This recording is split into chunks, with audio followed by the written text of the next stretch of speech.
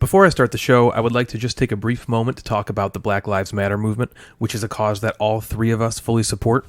It's pretty crazy that Black Lives Matter needs to be a movement instead of just a basic human right, but we're here to do our part to make that happen.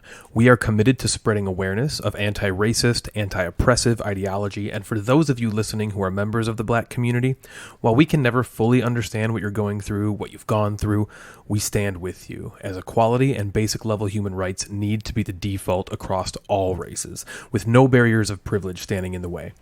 Once again, we are fully committed to spreading awareness and will be sharing links and articles over on our Instagram account of ways to either get involved or to assist and become an ally of the movement. Thank you. On tonight's episode of the Gamecasters, we talk about all the games we've been playing recently. We play a new game for you, and then we go through our top 10 games of all time, according to pubmeeple.com. Stay tuned.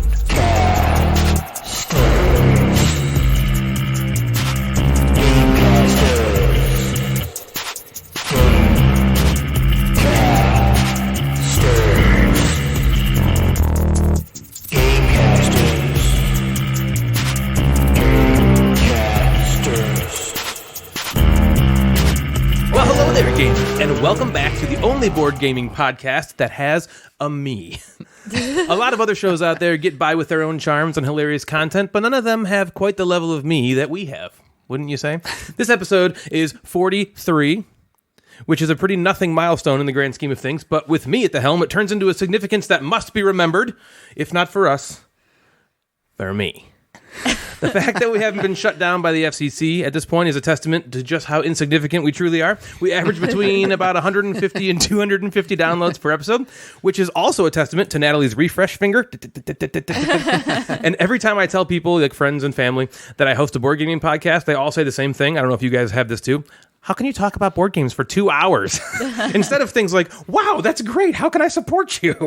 But seriously, I kind of understand the question. I mean, to a non, this must seem insane. But what I always say to them is, couldn't you talk about the thing that you're most passionate about for hours? Right. And then I tell them to mind their own beeswax and to buzz off and other B-type insults. B-type insults. So, all right, real quick. There's this... It is so funny. So after I did the B-type insults, I went to find a B joke because I was going to insert a B joke in here. I found this thing, and I got to figure out how to share it. So we're doing video here for the first time, so a different way. No, you're going to hear it. Oh, okay. Yeah, you're going to hear it. But I also want to show the meme because it's really funny. I found it on Reddit. So let me do one of these. It's it's just B joke. Yeah, you just went to Google and typed in B jokes. Yeah. Did you type in B-E-E or just B? B-E-E. And I landed on R, like Reddit. It was like R B jokes. There's actually a Reddit on B jokes. Yeah, there's a Reddit on B jokes. Reddit's great. So, okay, that's a little spoiler showing Masters of Renaissance. Okay, so here it is. All right, you guys are just going to hear it. So it's two bees. There's a picture of two bees. One is a bee, and the other one is a wasp. And the bee says bros, and the wasp says not bros. Okay, so the bee says bros. They just want to see what you're playing. You better thank them for giving you your dumbass honey and keeping the flowers alive and shit. And then the wasp says, not bros. These dicks wear the bee uniform just to troll wildlife and you. But do not be fooled. These guys exist only to fuck you up and don't care what you're playing. That's some guy that really hates wasps. Wasps. Oh my gosh. So that's the bee.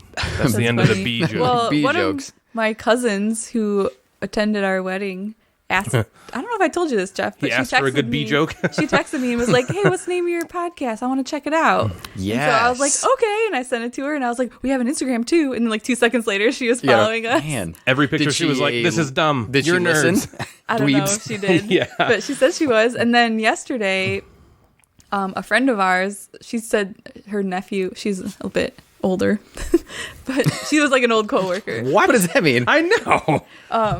I just mean like I don't think she cares that much about Yeah. the board games, but her nephew does, and so she's like, I told my nephew about your, podcast, and she's like, here's his Instagram. He's gonna follow you too. and Man, listen. we're And so I was making like, connections. awesome. Here we go. I always get the As long as we A get year older later, people's people are nephews. finally. I always get the fun response. Do you? Yeah. Oh, board game. Oh, fun. Which was Like, thanks. featured in our beatdown as Yeah. a horrible insult. We Oh. now know that to be an Oh, insult. fun. Oh, right. Thanks. Oh gosh. Or they're Oh, my like, you gosh. do? Like, oh, yeah, I do. And And it is fun. it is fun. So where was I going with all of that, you ask? Well, I'll tell you. I have no idea. So often my monologues write themselves. I seriously just sit down in front of the computer and I just start typing, well, hello there, gamers. That's like the Yep. first thing. And then I just see where my fingers take me. And so here we are today. It's like when you're telling a story to some people and they're like super captivated, but then halfway into the story, you're like, oh God, I don't have anything. How am I going to end this story? It's not going anywhere, and all these people are going to be disappointed. Isn't there which an is like my Office life in line? general. Isn't there an Office line where he starts a sentence and he doesn't always know where? Michael? Yeah. It's multiple Don't starters, right? Or ever, something. for any reason, do anything to anyone at all. For any reason. And then they cuts to talking, and he's like, sometimes I tell a story and I just don't know where it's going to go. So to bring it back to the less awkward, let's talk about something super cool going on with one of our awesome listeners, Jim Gamer. Yes. Right? Yes. Okay. You've heard us talk about Jim Gamer a lot on the show. If you recall, he had a nasty situation with some hot wings. Yeah. And the sauce getting all that was over him? his hot Yeah. wing. Oh. And then dousing the flames of his fiery loins with bathroom water while other patrons kept coming in. Fiery loins. Good stuff. Yeah, it's fiery loins. Yeah. It's good He's journalism. awesome. Journalism 101. Well, when Jim is not embarrassing himself by exhibiting exhibitionism in the bathroom, he's designing websites. So that's right. He has just launched his new gaming website. Please check out www.whatboardgame.com. That is his website. Okay. If you head on over there, you'll find reviews on games written by Jim, a bevy of interviews with notable people in the gaming industry. You might even see your least favorite Gamecasters host in this one. There's also I didn't get interviewed. What are you talking about? That'd be the best. There are also resources on there for print and play games. Jim's a big print and player, and he's trying to get some exposure. See what I did there, Jim? For some of these, which is really cool. There's also a forum feature on the site, and I'm to understand that this is the main part of the site Jim wants to highlight. So he wants people to come and socialize on there. You can sign up for free and then post to your heart's content. It's kind of like, like any other kind of website that has forums. Like you make your own username, and then there's a bunch of. Right now, he's seeded it with a bunch of forum posts, and you just go on there. You can reply. He responds very quickly. He's very passionate about this website, it's super cool. It looks really on there good. now? You can go on there now. That's cool. Yep, it's up and live as of to a couple sign days up. ago of this recording. Today is the 7th of June. It's been up for a couple days. It's very cool. I need to go get the Mad Board Gamer username, or so I don't want Yeah, anybody to right. take You it. gotta steal that. You gotta Yeah. snatch that up in a bear trap. What if I took it? Yeah. Or you should just go on there Give because it to Jim you. is awesome. Jim is Yeah, so awesome. support What a Jim. great guy. So go check it out. Did I mention that there's an interview with me? I did an interview. Ryan James. good. An interview. You liked it? Thanks. Yeah. Whatboardgame.com. Me. Go check me out. No, make sure you just don't like it more than you like us, because we want Jim's website to be a distant third, where website. we are We're a second. podcast. They Yeah, can but make it your board gaming content needs to be consumed by the Gamecasters. Just kidding. Of course, we wish our good friend Jim the best of luck with his new project. So with that sponsored content out of the way, what is up Sponsored with you Sponsored guys? content. Yeah, right. Did we get anything for that? Well, he gave me an interview. Yeah. Okay, yeah. You talk about me on your show, I will let you be on my Yeah, website. I'll allow you to be on my website. Great. Yeah. What's up, man? Well, You're here. I'm But we here. should talk about Like, that. You're this is- here. Can you guys see us? After Hello. months. in person. This is great. This is awesome. It felt really weird because when I walked in, I told Ryan, I said, this is maybe the first house other than mine I've been in months. Yeah. Yeah. Like a long, long time. Right. And it feels really good. But it also is like weird. Like, should I be Right. here? When Am you I first breaking walked some in, sort I of felt rules? Like you were standing should I be back far away from us. I know. was We like, recorded this whole thing wearing masks. Yeah, should I be wearing a mask? And I know you guys have been home for Yeah. the 90 days that I've been home. Yeah. So, Yep. but it feels really awesome to be like in person. I know. It's Yeah. cool. We should have cleaned. We really, all we do is cough on every surface all the Yeah, time. okay, fair enough. So I have we hand probably should sanitizer in my cleaned it up. bag. Yeah. Well, I can cough on that if you want. Okay, yeah, please.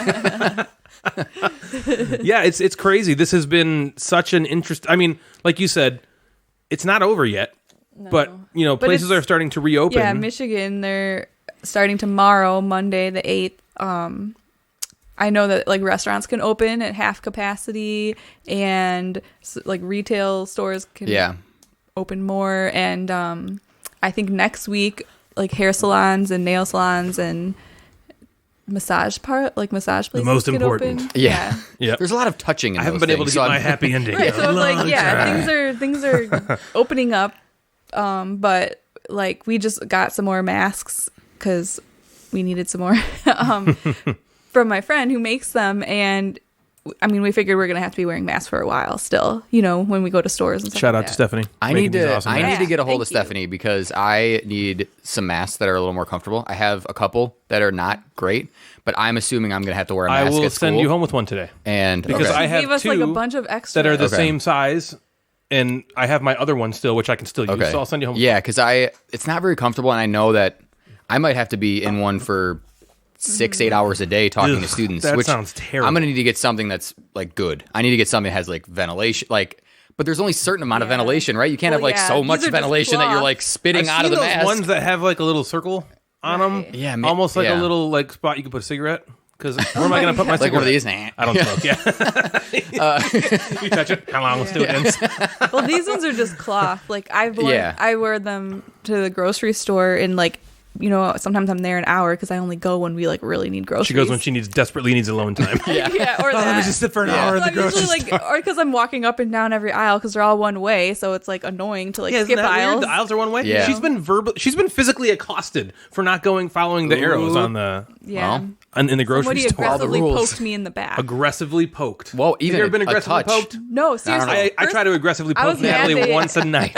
Heyo. I was Hey. mad they touched me in the first place because come on, Right, Yeah. you're mine. And then, but like You if belong to me. If I aggressively poked, I mean like it was 5 minutes later and I still felt it on my back. Like it was hard. Oh my god. But anyways, It's not okay. after wearing it for an hour, I'm desperate to take it off. Yeah, I'm So really even I don't concerned know what kind about- of mask is going to be comfortable to wear all yeah. day. I'll wear it because I'm gonna need to, but I'm gonna have to in between classes at just, least like- take a breather or something because Yeah. it's not Well, like, comfortable. If you're No, standing dude. at the very front of the class, you could probably like pull it down a little or Yeah, if something. I'm I feel far you where you're away. like, so we went to the Yeah. As long as the you're like Alamo. away. I don't know Yeah. what you'll teach them about. Teach them about the I Alamo. am We're remembering the Alamo today. I am curious what they're going to end up doing. Me too. I've heard nothing. I know they're planning for 3 different things. So the plan 1 is normal school, which involves no planning. Plan 2 involves some sort of maybe these kids are there 2 or 3 days a week and then they're home 2-3 days a yeah, week. I heard And then the third plan is that it's entirely online. So I know they're at least trying these different avenues. Yeah. But with Michigan opening back up, I know they're going to kind of see how things are going. Right, because like if it's opening up now, it's going to be a few more months before school even starts. Yeah, so we'll see if there's that second Yeah. wave that hits or it's all and I feel like I'm wearing a mask for the first time in my life to public places, and then I see someone who's not wearing it, and I immediately am like the most judgy person on the planet. Yep. Like, what's your problem? Who do you think you are? Yeah. What's Yeah. your problem? Yeah, very, very early on, I went to the grocery store a couple times and without a mask because I didn't have one. But that was back before it was like required. Yeah. But I still felt so guilty. Like Mm-hmm. I'd look around, I'm like the only one's not wearing a damn. mask, and I was just like, don't breathe, like don't like touch your face at all, like don't cough, Yeah. like everyone's gonna be like, ugh, get away. I've seen people like put their shirt over their face Yeah. trying to like do that. Yeah, You it's pass out different. and people thank you thank you for Yeah. not breathing on me. But like I went to Dairy Queen with Scarlett and Lexi the other day, and I made them wear masks when it's all outside. It's like outside Dairy Queen, you stand in line at the window. Mm-hmm. But I still made them like wear their masks, and I wore a mask. And then there was like X's on the ground, 6 feet Yep. apart in the line. Oh, really? And I'd say half the people were wearing masks, half the people weren't. And so they're like, "We're not wearing a mask," and I'm like, "Who cares? Wear your mask." It's a hard to eat- representation of it's the hard to eat political ice cream. divide. in the- Yeah, in it's the hard to eat country. ice cream with a mask. we Half just of like them, got it yeah. and took it home. Yeah. Wow. Well, actually, I let Scarlett take it off because It's hard for there's no way. Well, she had like Cameron's because Lexi wanted the girl one, and then Cameron's is too big because Scarlett's only 3, and so I was just like, whatever. Get in the car. You're outside. Get in the car. We're getting 6 ice feet cream. away. Eat your ice cream. You can't have dinner till you eat your ice cream. So So, question for you, Jeff. Yep. Natalie and I have been going through Arrested Development. Awesome. And we're into the My new stuff gosh. now, Yep. which we haven't seen before. Okay. Oh, like season 4 new? Yeah, like Okay. they're like it looks like they're like stitching things together. Have you? Yeah. So they're. Keep going. Yeah, I originally watched back when they first released the new content. I originally watched it and I hated it. Okay. And then you told me you were like, "Dude, it's better. They fixed it. Yes. They kind of like stitched things together." I never watched it, but so I took Natalie through it. We went through from the beginning. Awesome. And I have 2 questions for you in okay. a minute about it. And then we got to season 4. And I was like, I don't know if I want to do this because I watched it before and it was terrible. I was like, Jeff actually told me that they kind of fixed it, but we'll see. And it's so good. It's so still. much yeah, better. Still like so laughing good. out loud. Yes. Still just like. So yeah, when they redid season 4, it's so much better. So I Yeah. have 2 questions for you. Okay. The first question is, who is your favorite Arrested Development character? Oh, Yeah, gosh. you're gonna have to pick Okay. one. I have one. Yeah, I want. Okay. I want because Natalie told me hers. Am I answering this now, and then you're going to tell me question 2? Yeah, answer it now, and I'll tell you question 2. Well, because I question think 2 is very so. different. This is one of my favorite shows of all time. Again, this and- is Arrested Development. Everybody, if you haven't seen it, it's on Netflix. It's on Netflix, wherever you need It's to one find of the it. most cleverly, brilliantly written shows I've Yes. ever seen. You've probably seen it, but if you haven't, you got to go watch Probably it. heard of it. I think, yeah. and we've always talked about this. I go through moments where I have different favorites every episode or every Yeah. like the second time I watch it, I'm like, man, Michael's so funny. And the third time I watch it, I'm like, George Michael's so funny. And then I watch it. I think I have to say Job. I think I have to go with Job I as agree. being my favorite. I think he's probably my favorite Job's too. your favorite? I think so. Come on, Michael. So George Michael, I agree, is like everything he says is hilarious. Yeah. He's just not in it enough, Right. You Yep. know what I mean? Yeah. For him to be. And he's not as funny in like when he's older in the, And the new yeah, version. and I would say a close second is Lucille. Lucille's a close second. She is okay. All right. Who's so the let's mom? let's hear Natalie's. My favorite is Buster. Nice, excellent. Everything he says is so funny. Yep, Oh my gosh, he I is. named her Mother. it's great. It's so funny. Like anybody ever want to R her? It's just so funny. He just wants to touch boys' linuses. It's perfect. So yeah, if you guys have not seen Arrested Development, you gotta check that out. Okay, Yeah. Jeff, my second question for you. Natalie Okay. and I were in it wasn't such a heated debate. It was more just like, what do you think? No, I don't think so. And I was like, well, I kind of do. And she was like, well, how about now? And I was like, I guess not. All right, we're talking about Maybe, the character Maybe. Okay. Her real my name is Aaliyah Shawkat or something Yeah, something. like that. You're gonna talk about this? Yeah, we're gonna talk about it. Okay. Is she attractive? Yeah. I think so too.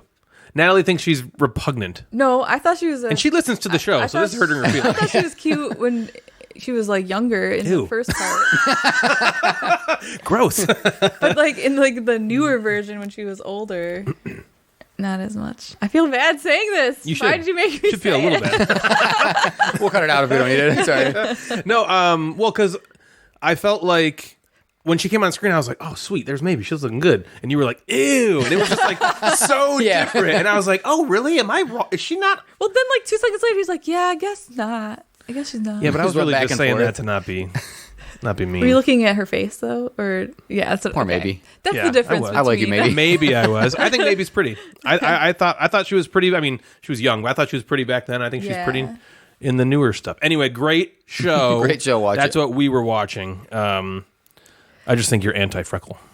You're a freckleist. No, I don't. I thought she. I like. We're just done talking. I have something to say. Yeah, let's hear it. It's not about Arrested Development, but man, we could just do a podcast about Arrested Development. Yeah, we could. Yeah. I had to do some game rearranging What do you mean? on You got- my shelves. I know got too why. many? I think your So, shelves are bulging. I'm running out of room, Yeah. and I've Especially made a during commitment that COVID. your shelves are. I'm not going to buy a new game shelf. ... until I finish my basement and move everything downstairs. Yeah, sure. Okay. So the calyx, I have 3 of the calyxes, which those are those 2x4 cubes. If you remember, basically that was his backdrop. Yeah. Oh yeah. In the previous And episodes. so what I've done is I'm usually a vertical storer. Store them vertically. I feel like it looks nicer. I know some components tip over, and we don't need to get in that Yeah, huge you just debate. bag but- them up, man. Yeah. Takes care of that. So saves the box. Everything. What I've had to do is I've had to do some mishmash of turning some games horizontal, especially games that are like taller and skinnier. I've turned them horizontal and stacked them up. So then I have a few cubes that have horizontal stacked games and then vertical games stacked next to it. Ooh, that looks. So it gets me looks like really good. It gets me like 2 or 3 more games in Wait, it does? a cube every Gotta once in a while. maximize space. Aren't So- the calyx the same?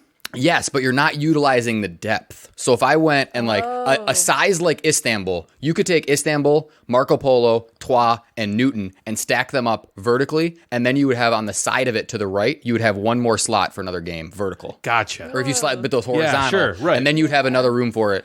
Does that make sense? No, So I think so. I'm stupid. I'll show I'm you. really We'll do a stupid. demonstration. I think I get it. Well, because I do think I get it. the length of the box is What about the girth? The girth of the box. taller than the width, so The length is taller So than the yeah, width? so I'll show you, but I've had to do some like I feel like I'm playing Tetris or Jenga to get some of the games to fit. But I have all of my games fitting either in the cubes or I have like 10 on top. Before you start, are you like, Alexa, play Tetris music? Yeah. She's gonna do it. Oh my god. Hold on, let's see if it works. Okay. It's doing it. Horizontal, And then vertical. What do I do with Clank? I don't know, but I guess I will just leave it there. All right, Alexa, stop. Alexa, stop. No, she stops listening. But there are games where you Screw can't do you, that. Ryan. Yeah. Like you couldn't do that with like the Carcassonne big box. You couldn't do that Yeah. with just these larger box. You can't Yeah, how right. does because it look? then it fits. That's what I'm going with. I think it looks fine. I wanted to do that for aesthetic because I think it would look cool to have some offset in a different Yeah, way. I'll take a had that picture and once, show it but to you then guys. you ran out of games to like coordinate it well. I'm just a freak. I'm just a freak Yeah. of nature. That's cool. I Why want are to see a you picture. freak of Yeah, nature? Yeah. I'll send you a picture. Yeah, That's what it's I'm doing. funny.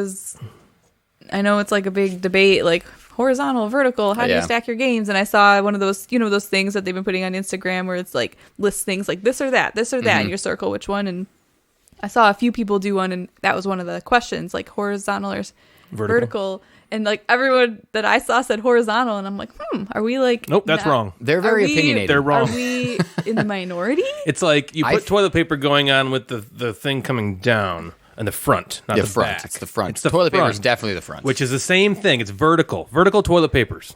Yeah, but like what would you assume based on your knowledge the split is?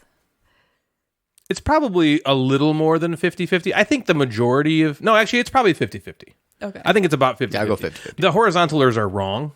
Sorry, horizontalers. I'm a horizontalist. There is just really no... Other than Jeff's space-saving technique, I think there is nothing good about it. And here's why. I used to do horizontal stacking. And it's not... For vertical stacking, it doesn't just look better, which I think it does look better, but it doesn't just look better because to get the games. that was the number one problem I found. So box dishing is a thing. If you have a super heavy game on the bottom and a bunch of games stacked on top of it, and you don't touch that stack for a long time, the box is going to dish. It just will. But more than that, I have found that I just don't reach for the game on the bottom of the stack as often because it's I mean, this is totally first world problems, but you have to take out the entire stack, move the games on top to the side, then you grab the game on the bottom, play it. Then when you put it back, you got to put it back on the ground, pick the games back up, put it on that, pick the whole stack up and put it back in. The only other way you could do it is if you just slide it out with the games, but then you get a bunch of box wear. And maybe you don't care about that. So if you just slide the game out and like hold the other games in. That like makes me cringe. Ugh, I know. You're just your boxes are just gonna get torn up. Whereas in vertical, every single one of my games is accessible. Yeah. And I don't have to move any other game out of the way. Yeah. Not to mention, it just looks. It does. I think it looks better. But Looks that like that a is the bookshelf. one preference I can understand.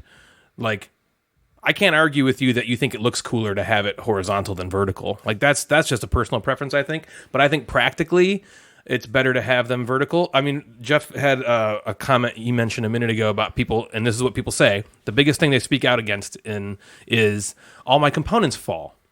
Mm-hmm. And I think that's only a problem if you don't bag your components, or if you just leave them. Like if there's a really cool insert, maybe you don't bag the components. Yeah. But for the most part, a really cool insert will be tight enough that you can kind of put it whatever way. Most of the time, there are some I've noticed that you have good inserts that they'll still. Yeah, I agree. But it doesn't bother me. And that's kind of that can be a bummer. But for me anyway, 90% or more of my game collection is the components are bagged.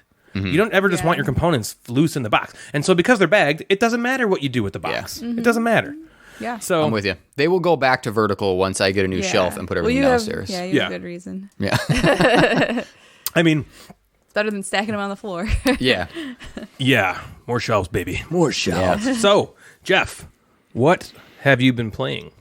I've been playing some games. Well, I heard about you. We've been a little bit slower the last couple weeks. Sure.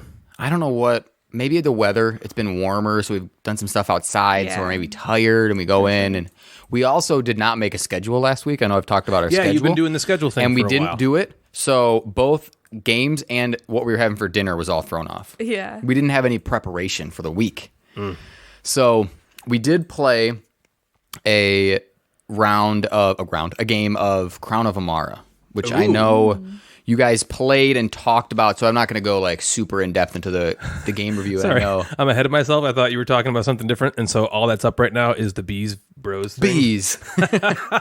So keep talking. Well, I figured I would talk about the other one a little in depth in a minute. No, go ahead and hit it hard. So, and if you remember Crown of Amara's got some cool. It does have very unique mechanisms in it, if you remember. Yes, so, the rondelles, the There's double rondelles. double rondelles. Yeah, you guys didn't love the game. I think it fell into your maybe. Did We played it the Good weekend we got category. engaged. Oh. Right. Yep. I remember At playing Grand it in a Con. hotel. Okay. Yeah. And So so we do. yeah, a couple unique mechanisms is that there's two rondelles. There is some very cool card play. So you're playing cards to your player board, and the card has an action on it. The player board, the spot that you put it in your player board, has a number of spaces that you move either worker on either of the rondelles. One of the rondelles gets you resources. The other one, you turn those resources into points. And And then where it ends up, you get. yeah, so your ending movement, you take that action on the wedge of the rondelle. If you look at the video, I got both. You can see both boards here, plus the cards that Jeff's talking about. Yeah, and the last thing that's cool about this is there's two things that you need to make sure you're scoring points in. So it's not just one scoring track. You need to score people. So you're getting people to come, attracting people, and you need to get housing. So you're kind of turning resources into both attracting people and getting housing. And your lesser of the two is your score? Yeah, so your lesser of the two is your overall score. And I brought out two games for Devin, and I said, which one do you want to play tonight? And I brought out Rahas of the Ganges and Crown of Amara. Has she played either one? She hasn't played either of them, so they were going to be new to her either way. Because I wanted She was to. kind of just like based on the box. She flipped over the boxes, and yeah.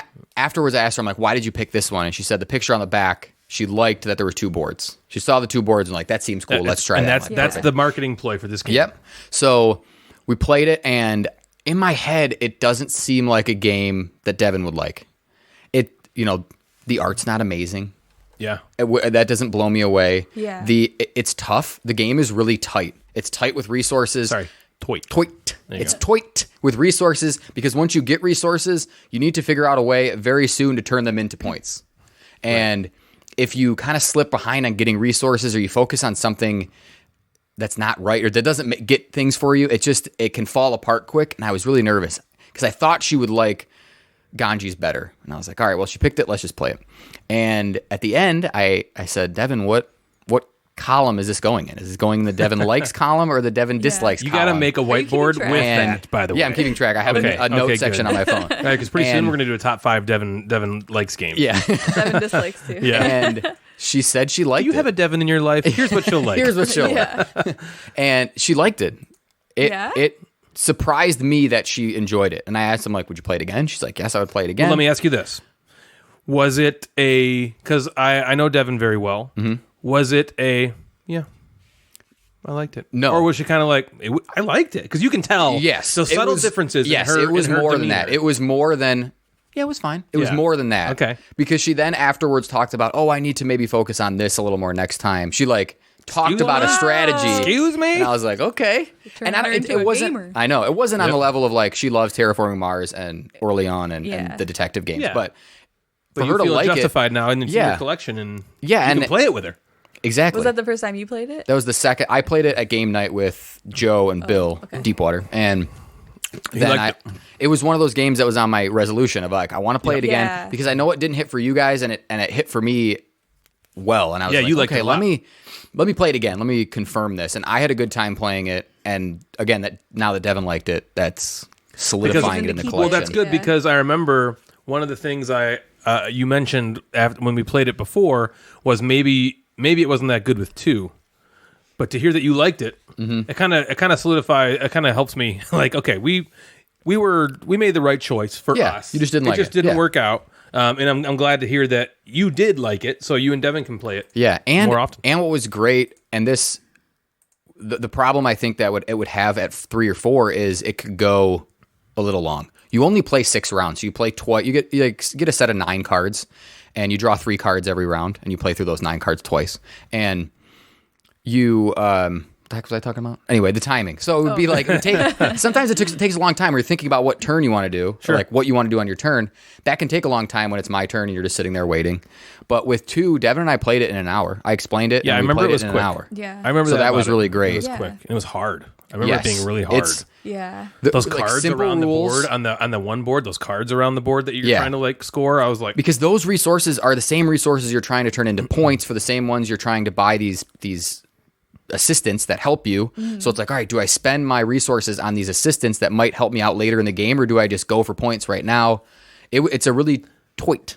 I think I remember resource that. management. I think I remember that as one of the things we weren't crazy about. Not I that it remember was that. tight, because we like games that are tight, but for some reason I remember we were just like, I feel like the second we have any kind of resources, they immediately have to be spent. And we can't figure out, like, we don't get a chance. It felt like, this is just the way it felt, like, to choose, like, okay, I have all this. What can I do with it? I can do that or that. It was like, I have to make 3 of these so I can, get that done.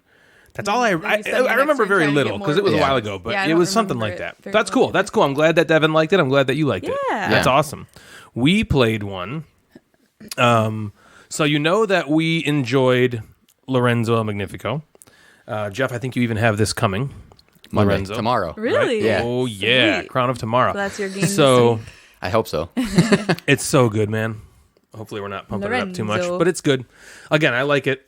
I think I might like Grand Austria Hotel just a little bit better. So you've made the decision. But I've played Grand Austria Hotel a lot more. Yeah. So the fact that I'm even considering which one's better after the first play is pretty good. It's a pretty testament to that. So because of that, we played it immediately. We just fell in love with it.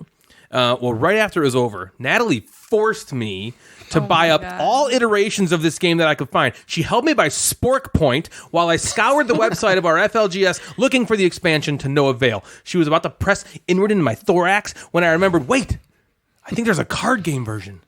Less thinking and more blind purchasing, shrieked Natalie. At this point, foaming at the mouth with rage and withdrawal.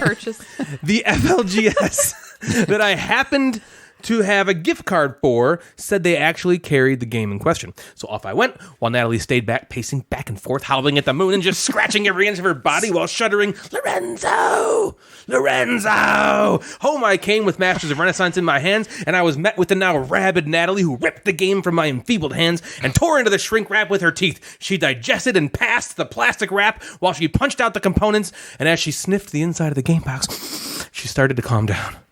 The fangs protruding from her mouth started to retract. The back hair remained as a warning to never defy her again. You are a freak. And soon we were sitting at the table ready to play. The Masters of Renaissance, you were basically playing a distilled version of Lorenzo El Magnifico. It's Lorenzo the card game. In this one... What's it called? Masters of Renaissance. Okay. It's Masters of Renaissance. In Masters of Renaissance... None of that happened, by the way. There's a lot less going on. The back hair is a real thing. There is much less going on in this game, as is to be expected, because it's the card game version, However, there are some key changes that really make this feel like its own game. It's just kind of set in like the Lorenzo universe. She's scary, guys. The first is the worker placement. It's more like, can I go to the game store? I put the bed. I put the kids to bed, please. And I was like, okay, Natalie, can I? Sure. If it doesn't bother you or doesn't mess up our plans, can I go to the game store? It was more like that. I was like, all right, gotta get the kids in the bed. You cannot let her do anything. Hey, honey, why don't you go outside and read for a while by yourself? Okay, Remember when I did the dishes today? I've earned one credit. I would like to spend that 1 credit to go to the game store. Sorry, today. that's only 10 miles and the game store is 20 miles. You gotta do something else. Oh. So that's me putting the kids to bed. That way I earned my other miles. And you got there like 5 minutes before they closed, too. Oh, I loved you. Well, I called them. I called them ahead, and I was like, "Look, I can come back if it's too." And they were like, "No, we're open till 10 or whatever it was. So you have until 10 or even a little after to come." And they're like, "Do you know what game you want?" And I told them. I was like, "My wife is demanding with horrible like mouth foaming madness that she wants Masters of Renaissance, and they couldn't find it. So when I got there, it was me and the 2 employees, and they were just like wandering around for like 15 minutes trying to find it, and so they found it. The end. And I got it. Yeah. So all right, the key difference between this and Lorenzo El Magnifico is that the worker placement aspect that's so amazing about Lorenzo is completely gone. That's Sounds good. What do you guys think? Well, good game. The thing I really liked about the original game is not there in this one. Instead, you are basically choosing to either gather resources or to buy a card or to run your production line, getting you more resources. That's really funny. There are some really cool and interesting design choices, though, at work here. First of all, if you choose to gather resources, the way you do it is through this marble tray mechanism. And this is really, really cool. If you're looking at the screen on the video right now, you can see the marble tray I'm talking about. If not, it's basically a 3x4 grid of marbles. And I posted this thing on Instagram where I was like, are these marbles or gumballs? And like 85% of people thought they were gumballs. Because they look just like gumballs. They look exactly like gumballs, but they're marbles. So, yeah, you can see it right there. Yeah, they look like the gumballs. Delicious. So, anyway, this cool marble tray mechanism here. If anybody's played the game Ulm, you'll be familiar with how this mechanism works. But for the other 99.9% of you, here's how it works. There are 12 marbles in the tray, as you can see. And then you decide which column or row you want those resources that you're choosing to come from. So you take the one marble that's left in the tray, and you push all the marbles of the row or column you want. So the marble in your hand is now the first marble in that row or column. And then the last marble that gets pushed out and falls down in the tray.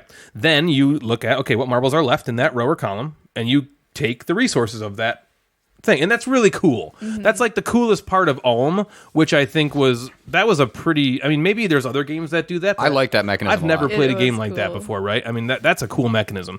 So then this kind of thing happens. So then you collect the resources, right? But you can't just collect any amount of resources you want. There's this like pyramid thing that you have to abide by. So basically your resources go into this warehouse kind of thing. The warehouse has 3 levels. 1 resource can be held in the top level, 2 can be held in the middle level, and 3 in the bottom, right? So it creates kind of like a pyramid type thing. Resource the trick is that each level. Sorry. You are spoiling the crap out of this. Sorry. There's a trick. There's a trick coming up. I know what the trick is. The trick is you can only have 1 resource type per level. So you couldn't have a blue and a purple in the second level. You could only have either 2 blues or 2 purples. Also, you can't have repeating colors in the pyramid at all. So if I have 2 purples in the middle level, I can't then have 3 purples in the bottom level because I already have purple represented in the pyramid. Does that make sense? Yes. So it's a bit tricky the way it works out. So you're basically gathering resources with the marbles, putting the resources into your warehouse, and then spending the resources from your warehouse to buy cards. The cards have points on them, and they also have ways to convert your resources into other bigger, better resources. So when you take the actions to run your production line, you're turning resources from these cards into other resources that you can then put in this other spot that doesn't have to be abiding by that pyramid.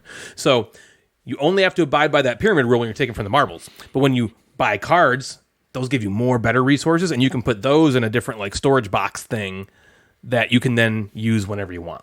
So basically, You're trying to get this engine going of getting and amassing a ton of resources. And there are a couple satisfying moments that can happen in doing this. There was this moment, or maybe this was Lorenzo I'm thinking of. There was a moment in either of the games we played where Natalie was like, I'm screwed. I can do nothing. Oh, and I was like, what if you do that? Okay, that was Lorenzo, so I won't talk about that. All right. We talked about it on the last So you play until somebody has 7 cards, bought 7 cards, and it's over quick.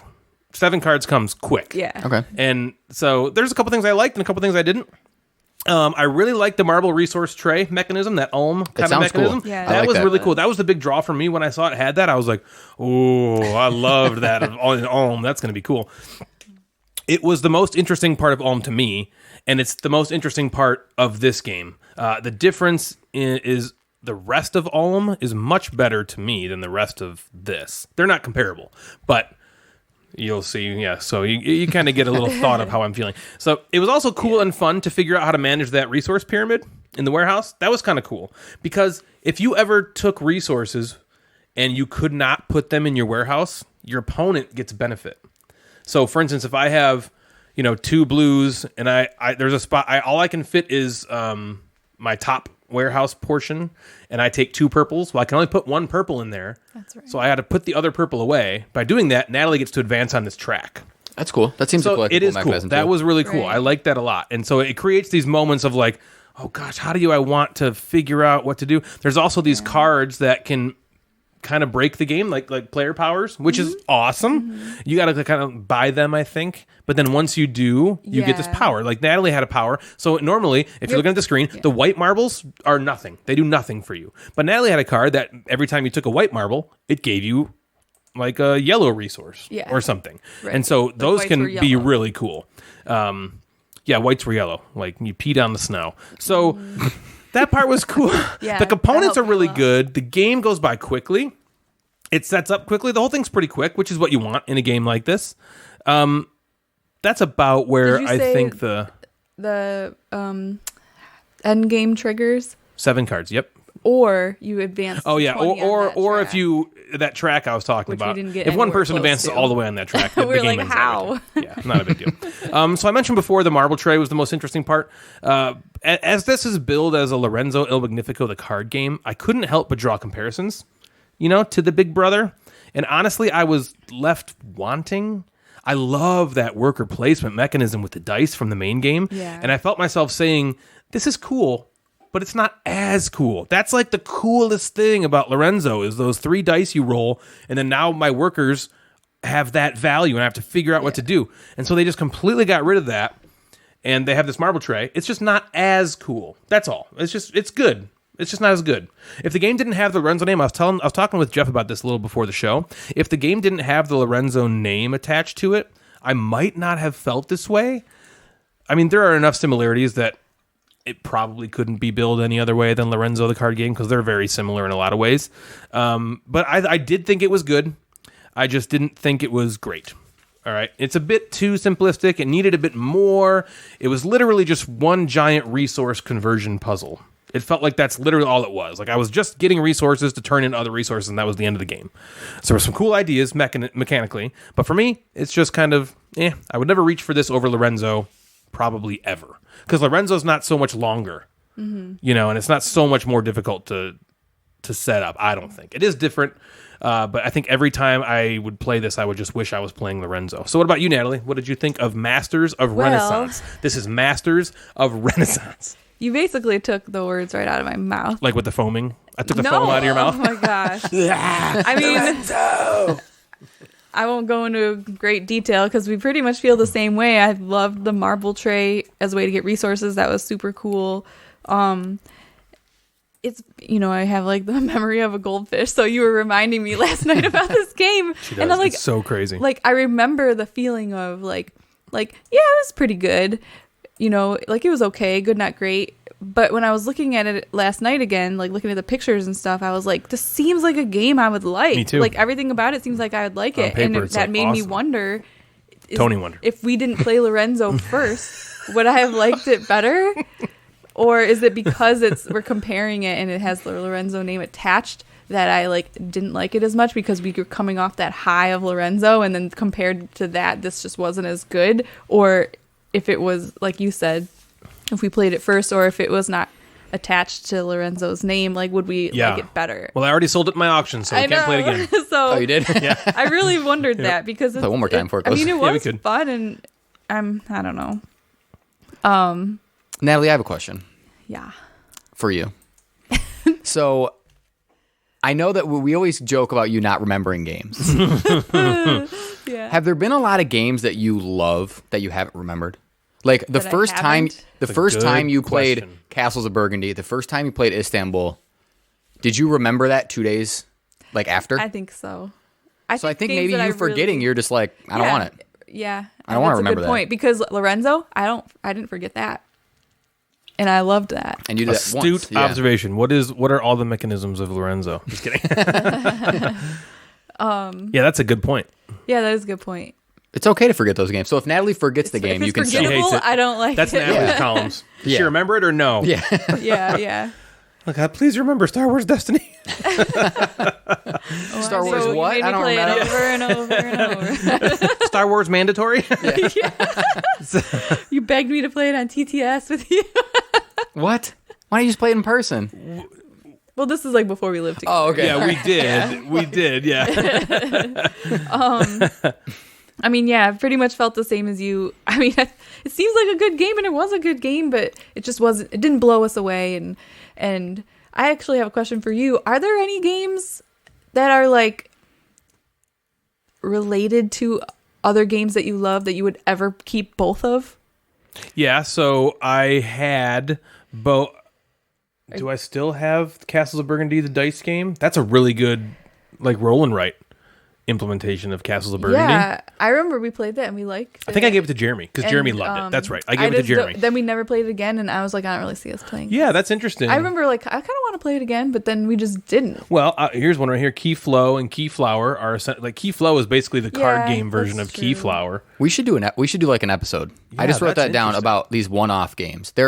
There seems to be so many of them in the last 5 years of like something the dice game, something the card game, and Yeah. and I would always lean toward just the game. What about regular Istanbul? one. I haven't played the dice game. Did you Again, like it? it's good. But you'd rather play. I would like again. It's like I would always I think rather play Istanbul. Yeah. Because I just love Istanbul. Right. And would it But be worth keeping both?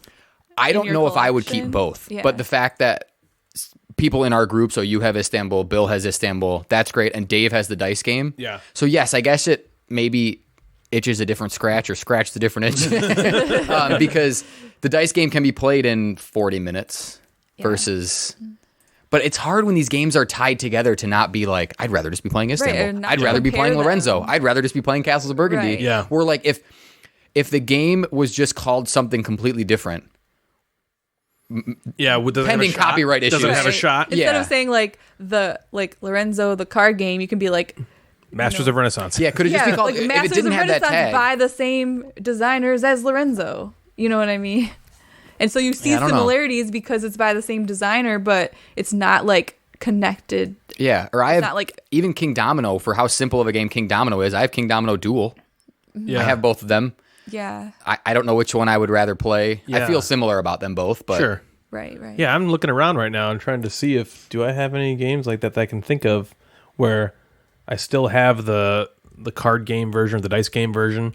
One implementation that I like just as much of a game that I like almost better maybe, actually definitely better, is Codenames Duet Yeah, versus I was gonna say Codenames versus is the only regular one I can Codenames, think and I of. love regular Codenames, Yeah. but Codenames Duet I think is so much more fun personally. Yeah. So anyway, that's Masters of Renaissance. The Lorenzo Il Magnifico, the card game. So Yeah. Jeff, what about you, man? What you got? What you got for me? I played a game called Far Away. Far Away is a game you might space, never have space, heard space, of. space, It- Far away. Far Away. It had a it was on Kickstarter, and it just shipped and went out. And Emily from Cherry Picked Games was nice enough to send me a copy of Far Away. Okay. And let me first buy Whoa. 2-player co-op? 2-player co-op, strictly Ooh. 2-player. Ryan's Co-op favorite game. thing I lately. like that. And I will. You guys are welcome to play it. Not that I didn't like it, but you guys Yeah. are welcome to play it. But Yeah. so let me first by like it. saying I opened this box and there is a shit ton of stuff in this box. I'm looking at this This picture right now. box- There is a lot of things here. This box weighs 5 pounds, and it's the size of a TMG box, so a size of Homesteaders or Sure. Orleans or Yokohama. It's that size. It is jam packed with bits and shits and hexes Yeah, I see and tiles cardboard and- and dice and I 3D printed some little astronauts to use as our did? player pieces. Oh, So we printed cool. that, which was really cool. So those have to be like jammed in the box as well. It is. I was like putting the box away, and I was It's like, a "Great, I struggle to did get it!" it in. And then I looked, and I'm like, forgot like 4 bags of cardboard pieces. I'm like, oh. So I had like, so it is. You are getting $50 worth of stuff in that yeah, box. look at all these punch boards here. So Holy cow. If you're interested, you can go to their website, cherrypickgames.com, and you can check it out. Emily, who runs their Instagram, is extremely nice. It was funny. I was having a little conversation with her on the Instagram chat, and I asked a couple questions, and she sent back like a video. And I was like, did you have that like prepped and ready? If someone asked you this question before and you just sent me a video, she's like, no, I'm doing something for our, she recorded Instagram a video personally for your questions? Yeah, to just be like, just answer one of the questions. I was like, we're not doing. I was like, how nice. Here. Okay, I'm like, that's so holy nice. Cow. Wow, I'm like, sometimes I wait a day to respond. So Far Away, like you said, is a 2-player science fiction exploration game where players are taking the role of low-budget explorers. Yeah, it says boldly go where no one has returned from you. Yeah, so you're working for this Federation alliance, and so the game takes place in missions. So it comes with 8 missions in the base game. I'm not sure if they're going to expand or keep doing that. I'm sure it depends on the success of the game. Yeah. This guy's name is Fuzzbuttus Platyrinachos. Oh, one of the creatures. Yeah. So you take the first mission is a very tutorial-like mission. It's very basic, and then they ramp up after that, and they take a little longer. Each mission takes, it says, somewhere between an hour and a half to 3 hours, so it can be an experience. Yeah. And what's kind of cool is it's not necessarily like a legacy game where you're destroying things or adding things to the board, but there is a slight campaign where if you complete one mission really well, you'll get money to use on the next mission to like add more buildings or to add stuff for future missions. So that's kind of cool. There's like a log in the back where you write stuff down of how much money you have and you can spend that. And so what you're doing is you're basically discovering this new planet. So you start on a crash site, which is a hex, and you explore the tiles around you, and you take turns taking turns. And you can move. So you move and explore, or you can fight these creatures. You interact with these creatures. You can build buildings on the planet that give you more resources. You can collect resources. Sounds really cool. And it's and these creatures, what's funny is you'll go and you'll interact with these creatures, and they're all different. There's dozens of them. That's where like there's so much pieces of there's dozens of us.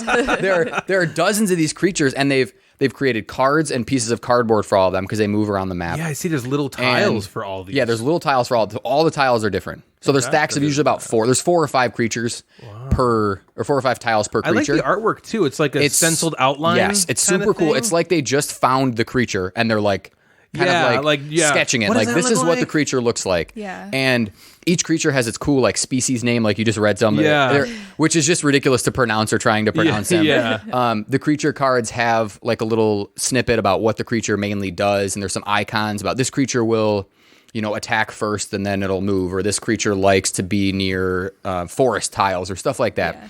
So you go back and forth and you take 3 turns each, and then the game sort of like, then the round ends, and then you're supposed to take control of the creatures. So there's a creature board where you're role playing what the creatures would do. Is that the hunger and the happiness kind of thing I'm looking at? You'll get that at the end of the round. Okay. So the cards kind of steer you toward what this creature might do. So you take the roll and go, all right, this creature likes and would probably eat the green resource. So you move that creature and you eat the green resource and you move it off the board. Mm-hmm. So you are like role playing that. One time one of the creatures that I was controlling, I was like, Devin, it's got to attack you. I'm like, this is an angry creature. It's attacking you. So we had to like, you kind of have to get into the role of that. Yeah. You can, I'm assuming you can play it like easy and just move them all away. But that's not, you want to like, you need to get into the game. Yeah. So it is really what you make it. And at the end of that phase, if you're not on the same tile as each other, you gain loneliness. If you haven't eaten anything that round, you're hungry. You get hungry, and if those ever get to the max, the game ends. So you either complete your missions, that's not your creatures, right? Yeah, so that's like your board. So if you ever get too hungry, too lonely, or you die of injury, the mission ends, and you get a different success thing, or you can redo the mission if you want to try to make it successful. So you're playing like yourselves and the creatures. Yes. And what's really funny is because you're so low budget in this game and you're low budget explorers, that they didn't invest, and the rulebook even says it, they didn't invest in communication systems. So unless you're on the same hex, you can't talk to each other. To anybody. So but the first mission, it kind of says, to get a hang of the game, just you can talk to each other. Sure. And what you can do, and what kind of makes sense, is you maybe describe your actions of what you're doing, but you can't talk like strategy. Yeah. You can't talk like you were in the game because you're too far away. But you can say like, I'm going to go here. Yeah, like, all right, my first action, I'm going to move here. I'm going to explore. An anomaly comes out, whatever. Right. And you take those actions. But you can't say, hey, Natalie, I want you to go over there. You can't say that because you're not near each other to do it. So there are points in the game where you need to go, all right, I need to meet back up at this hex. Let's end our turn at this hex so we can talk to each other. Which was kind of unique in that way. That's cool. Yeah, and I need to thinking about my thoughts, and this game just oozes creativity. It is sounds like from it. opening the rule book, and on the back of the rule book, I think it even says like Federation Alliance, and it's like, you'll be fine. The whole thing is just about like, don't worry about it. You're going to be fine. Or even that thing about like, which is what you say to an expendable employee. To go somewhere that no one's ever returned from. And it's just, there was so much time and effort put into making the creatures and making the components and even just writing the rule book as I'm reading the rule book, which is, again, huge. But once you play it, you get it. You start to get it. But there's a lot of pieces because it describes some certain missions, and so there's a lot going on in the rule book. But there's some creativity, and like it just talks about how you probably will die, and it'll be okay. And like so, there's really, and everything has like an acronym. So instead of just rolling the die, you're rolling the deterministic interaction evaluator, and you roll that instead. So like everything has, or the places you put the cards on is called the cardboard. But the acronym CARD stands for something. Yeah, so sure. I did see that. Yeah, CARD. They've thought of, or like the ecosystem that has the animals in it. ECO stands for something too. So they've had like there was a lot of thought in all of that process, which was very, very cool. That's cool. Like Ryan said earlier, the art is very cool. So if you're looking at the video, the art is awesome. I loved using the little. So normally they just have little tiles. The tile has like an astronaut on it, and you move that around. I loved using the 3D printed one. And what I think is cool about this game is you can really just make it what you want it to be. If you want to be this highly interactive game where you're fighting off these creatures, then you can control the creatures like that. Yeah. There could be a downfall to wanting to just like win by making the creatures just do things that they normally wouldn't do. But that's, again, what you make of the game. Right. I'm kind of excited to see where the next mission takes us. It didn't click for Devin as much. She wasn't like fired up about moving the creatures around. You just did. I think she wanted a little more direction on what the creatures would do, which I get. Instead of having to role play them. Instead of having to be like, well, what might they do? Yeah. So I think she wanted more direction there, which I can see. Yeah. There is like a chart in the rule book that you can reference and say, if it's an aggressive creature, how about you do this? So it gives you a little bit, but I didn't want to keep looking at the rule book, so we just decided to go with it.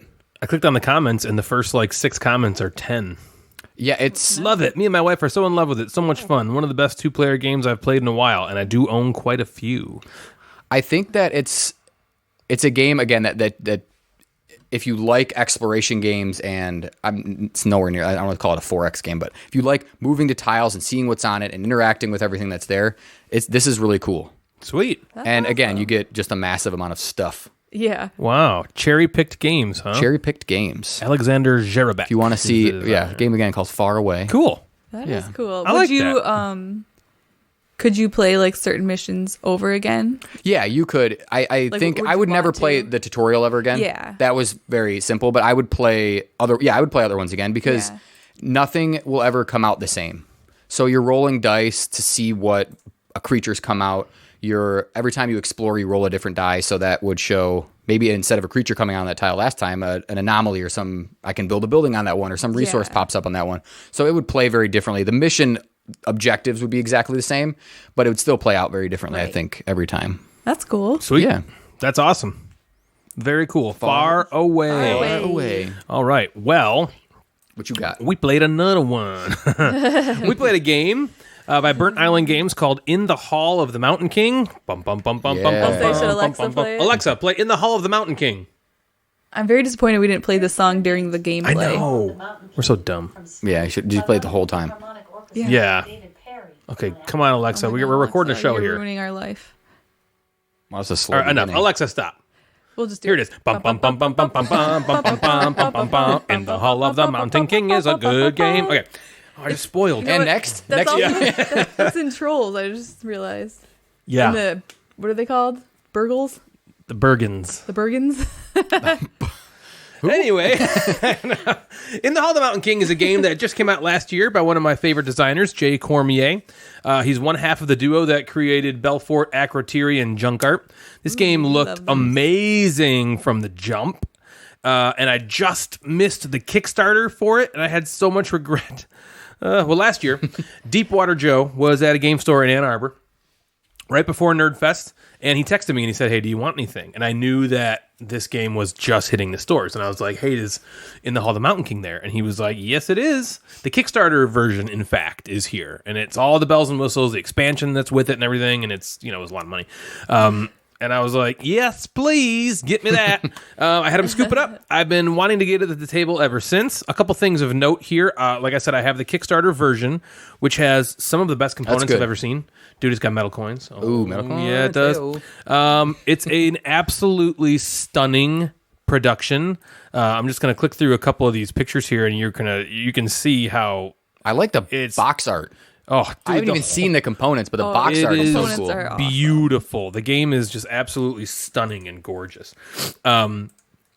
So the other caveat is that Natalie and I played the cooperative version, and that's just a variant that comes with the Cursed Mountain expansion. And there's definitely differences, and I'll talk about them and what they are. But just so you're aware, we played the cooperative variant that is not necessarily the way the game was originally designed for. Okay, so in the Hall of the Mountain King, players are competing to earn the most victory points by digging tunnels, enlisting the help of trolls to gather resources and unearth valuable statues that are higher up this mountain. If you're looking at the video right now, you can see the board. The board is it's representative of a mountain. Okay, so the outside edge is like in black, and that's like the low edge of the mountain. Then it goes to the next color, which is I'm pretty sure representative of the mountain getting to its peak. Okay, and the yellow section is like the top of the mountain. I don't know if you guys can see that. Topography? Yeah, like a topography, exactly. It's not like an actual 3D thing. So the player with the most points at the end of the game wins. In the cooperative scenario, there's no points. So, but it's still the same game. We're still enlisting trolls. We're still digging tunnels. But instead of scoring points, we're trying to achieve some goals before the mountain's curse becomes too strong and overwhelms us. So here's how the game works. This game, like Masters of Renaissance, it's nothing like Masters of Renaissance. This is called In the Hall of the Mountain King. In the Hall of the Mountain King has some super cool and interesting mechanisms. Essentially, in this game, you play in phases, round and round, over and over, until either we win or lose. In the competitive game, you play until players complete their Trolls Moot, which is like your card pyramid tableau-y thing in front of you. In the first phase, you get to activate a spell card. And I just had a picture of the spell cards I want to show, because those are really cool. In the first phase, you activate a spell card if you want to. And these spell cards break the game in a cool way for you, like a beneficial way for you. And for instance, one spell might let you dig a tunnel that's one size larger than normal. What? I was just dig a tunnel. Dig a tunnel. Dig a tunnel. dig a tunnel. Then after that phase, you can either recruit a troll from the Horde. And the Horde is basically this pyramid of trolls cards. And it's just funny because both games we talk about have like a pyramid thing in them. Like the Pyramid Resource Warehouse from that. And this game is all about pyramids as well. So you can either recruit a troll from this troll horde pyramid thing, or you can dig a tunnel dig a tunnel by placing a different shaped polyomino tile onto the board. And that was the main draw for me when I was first researching the game. It's polyominoes. And then all the rest of the theme is super cool. It's got these spells, it's got all this cool stuff. I was like, oh my God, this looks so good. Recruiting a troll is awesome because when you take it, you place it into what's called your Trolls Moot, and it's just this weird word for your tableau. I know. Calling Trolls it Trolls Moot? Moot. Trolls Moot? Yeah, Trolls Moot, I believe, is what it's called. I'm trying to find a picture. Here it is. It's awesome because when you place that card, so first you start the game with 4 cards on this bottom row. If you're looking at the video, you can see you have 4 cards in a row on the bottom. And that's the bottom of your Trolls Moot. Each troll card that you take has resources on them. This is how you're getting resources. When you recruit a troll, you place it in the middle and above 2 existing troll cards below it. So if I have 4 troll cards in a row, I take a new one, I place it, between the first 2 or between the second and third. Like you're building a pyramid. Yeah. It's really cool. The cool thing about this is that when you place a troll, you get the resources shown on that card you played, as well as all the resources shown on the cards that are below it. And then if it's even higher, you get the resources on the cards below those cards. So it's this cascading.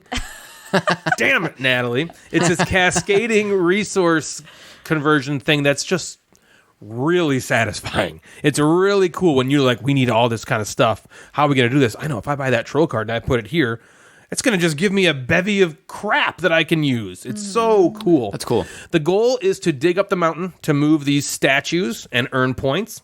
In the cooperative game, though, the game just fights back at you and by these curse cards. So I talked about these spell cards that you can get that break the game for you in a cool way. Well, every round you draw in the cooperative game, you draw a curse card, and that breaks the game in a way that's terrible for you. Every round a new curse comes out, and it just completely screws up your plans. They last all game unless you remove them, and you must remove them because if there are ever 7 curses out at one time, you immediately lose. Likewise, if the curse deck runs out, you also just immediately lose. So the game is completing objectives. You have to get a certain amount of different colored statues on the different levels of the mountain before either the curse deck runs out or there are 7 curses in the pile. Okay, that's the game. And again, it's basically the same as the competitive game. It just doesn't have the curses. In the competitive game, you're just playing against each other. And you're just trying to get points. Yeah. Okay. So it just removes the points and adds a scenario. Yeah. Right? It's basically, but it's basically the same. So what I liked, this game it was really fun. I really enjoyed that Trolls Moot and how that worked with the cascading resources. That was just really Sounds cool. clever. I like that. It was really clever. It was very satisfying to place that high troll or that troll up high and then only to have 7 cards below it activate and give you resources. And you're just like, oh, I'm Scrooge McDuck, which is awesome. And it was a lot of fun. I really enjoyed the spell cards. There's a lot of them and they're just very powerful, almost as powerful as the curses, which I also loved because they screwed you up. And Natalie will probably talk about this in a minute, but it was still really fun. So many times we thought we had the game won. This is what you're fun. And then a curse will come out that would just completely screw up the plan we had. Like for the exact thing. We did win. We did win. But it was we thought we had it. We're like, we got this. And then a card come out. We're like, oh my God, we're gonna lose. This is the worst card ever. Now we're gonna lose. And then we 3 turns figure earlier out. if it wasn't really but that was cool because then we're like, we deal with that curve. We're like, okay, we're instead of going straight at our objective, now we have to come around it. Okay, and figure out all these ways. Okay, we did it. Boom. Now next turn we got it. And then the next turn card comes out, ruins that. We're like, oh God, now we have to go back and do this again. The components are incredible. The art is amazing. It's by Kwanchai Moria, who's a fantastic artist who's done games like Catacombs, and he did the box artwork for Cryptid. He's done a ton of games, and I'm not giving him enough credit because he's done way more games than that. The Kickstarter version, dude. Oh man, holy cow! So it's got metal coins. It's just the components. There's metal coins. The components are shaped like what they're representing, like all the components, right? In the retail version, I believe they're just cubes. Oh, really? And I think the coins are probably cardboard. Yeah, because like they have like these tiny little hatchets that are shaped like tiny little. Oh, that's cool. Yes, like, that's sweet. Yeah. Either way, I think you're going to be fine and very impressed with the components. But so it should be of note, the Kickstarter version that I got was purchased at a local game store. So I think game stores might, Well, there's usually right on Kickstarter. Isn't there usually a retail backer option? level, right? Oh, or a retail level. That, if a retail that says you can buy store 10 of them. Yeah. So I'm going to buy 10 of them for X amount of dollars, and then they show up. So that's probably there's a good chance you can get a hold of the Kickstarter version. Okay. So what I didn't like. There isn't a ton that I didn't like, but if I had to pick one thing, I would say that the polyomino portion of the game was actually my least favorite portion. Whoa. Yeah, that was the forgettable part of the game, and here's why. It just wasn't quite as engaging as everything else, because when you think of a polyomino game, you think of a puzzle you have to figure out, right? Like in Patchwork, you got to put these things in such a way so I don't have empty spaces. Right, you're usually like filling in a space. Yeah, or like in a yeah, exactly. Like in Ubongo, you have to fill in the exact space with your puzzle pieces before the next person. It's like this tension. Yeah. But there's not really much of a puzzle in this game. It's just this big grid, and you can place the tiles however you want to. Like you just have to be able to pay for them. Yeah, and it's more like it's not really a puzzle. It's more like building a path to move your statues along. So it's not, it wasn't exactly what I expected out of the polyomino portion of the game, when this is not a total knock on it. I was expecting it to be like, man, I got to do all this stuff, and then I got this puzzle of these polyomino pieces, but there's no puzzle. You can play anywhere just as long as you have the resources to play with the only caveat being in the competitive game, you can't build directly adjacent to another player, which I could see in a 4 or 5, because it plays 5 in a 4 or 5 player game. That could create a little bit of a puzzle because you can't touch another Yeah, player. makes sense. The board's big enough though, especially in a we didn't 2 even come or near even a each 3-player other. game. I don't think you'd even go anywhere near each other. Yeah. Overall though, I really enjoyed my play of this, and I'm excited to play it again. I think I'd give it, if I had to give it a rating, I'd probably give it a 7.5 right now. It's better than good, not great. It's not totally in that great category yet, but I do think it can get there with more plays.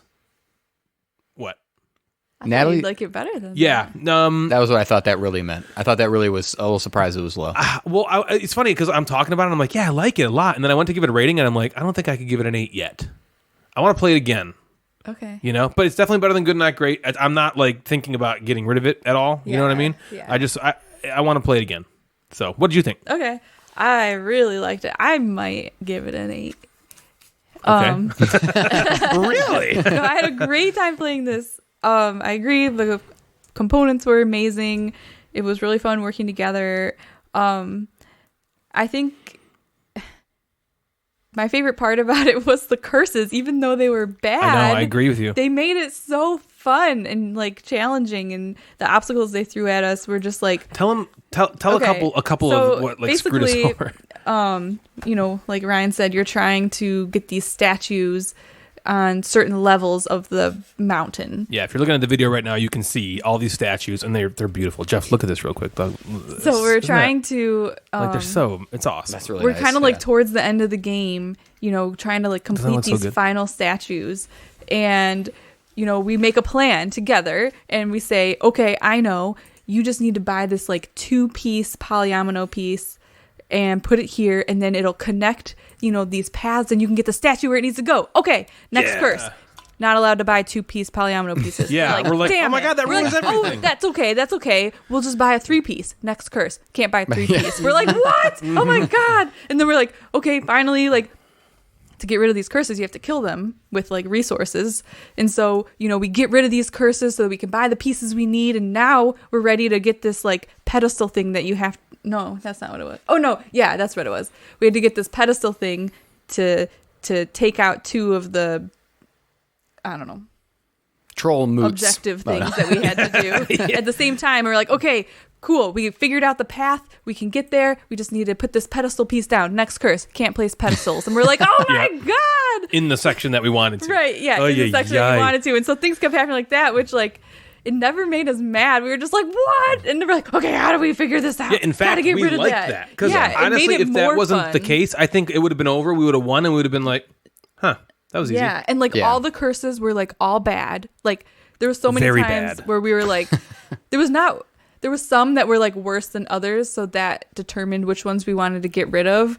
But they were all bad. Like there's those 3 spells like Ryan talked about, because one curse said that you have to flip 2 of them over, and that wasn't so bad compared to the other ones. Most of the game we only had one curse like spell option. You know what I mean? Normally, I didn't say this, but normally you have access to 3 of these game-breaking spells that Right. you can pick between. Yeah. And yeah, very early in our play, 2 of them were flipped over the whole game, and we only had 1. Right. And it was still really good. I If you're mean- looking at the video right now, real quickly, you can see the component difference between the retail version and the Kickstarter version, and so it's not that bad. Here's the retail version up top, I believe. And this is the bottom of the Kickstarter, and then over here, this is the Kickstarter version of the other components. So you can see like this little hatchet is cool. These are the metal coins, which are awesome. You know, they're all shaped that way. But I think if you so they're even still shaped that way in the retail version. It's just wooden, I think.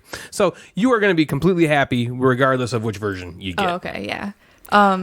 So yeah, it was just really fun, like working together. I mean, I know we played the cooperative version. I am kind of curious about the competitive version. Bi-curious? Because we had a great time playing this version and just like working together. Like, you know, at the beginning, you kind of took care of the statues at the beginning, and then towards Yep. the end, you know, That's it.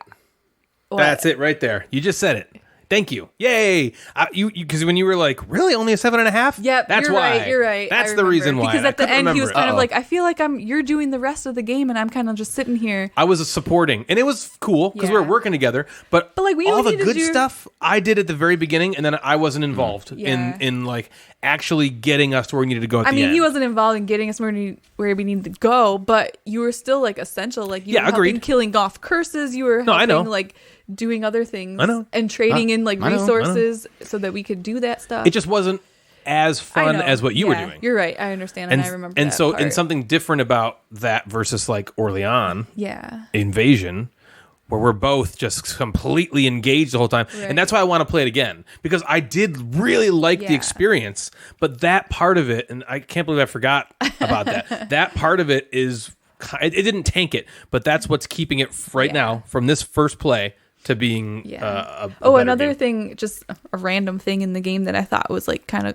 cool was, as far as the resources, we're building our own like pyramids, collecting our own resources, but we also had that pool of community resources that we could like dip into. That's know. only in the cooperative. Yeah. Okay. So like we wanted to use our own first, because if you use your own and then you refill, you get more. If there's already a resource on your pyramid and you refill, you don't get another one. Yeah, so, And the trolls Okay. moot when you know, when the guys get maximum. resources, they just appear Yeah. on the cards.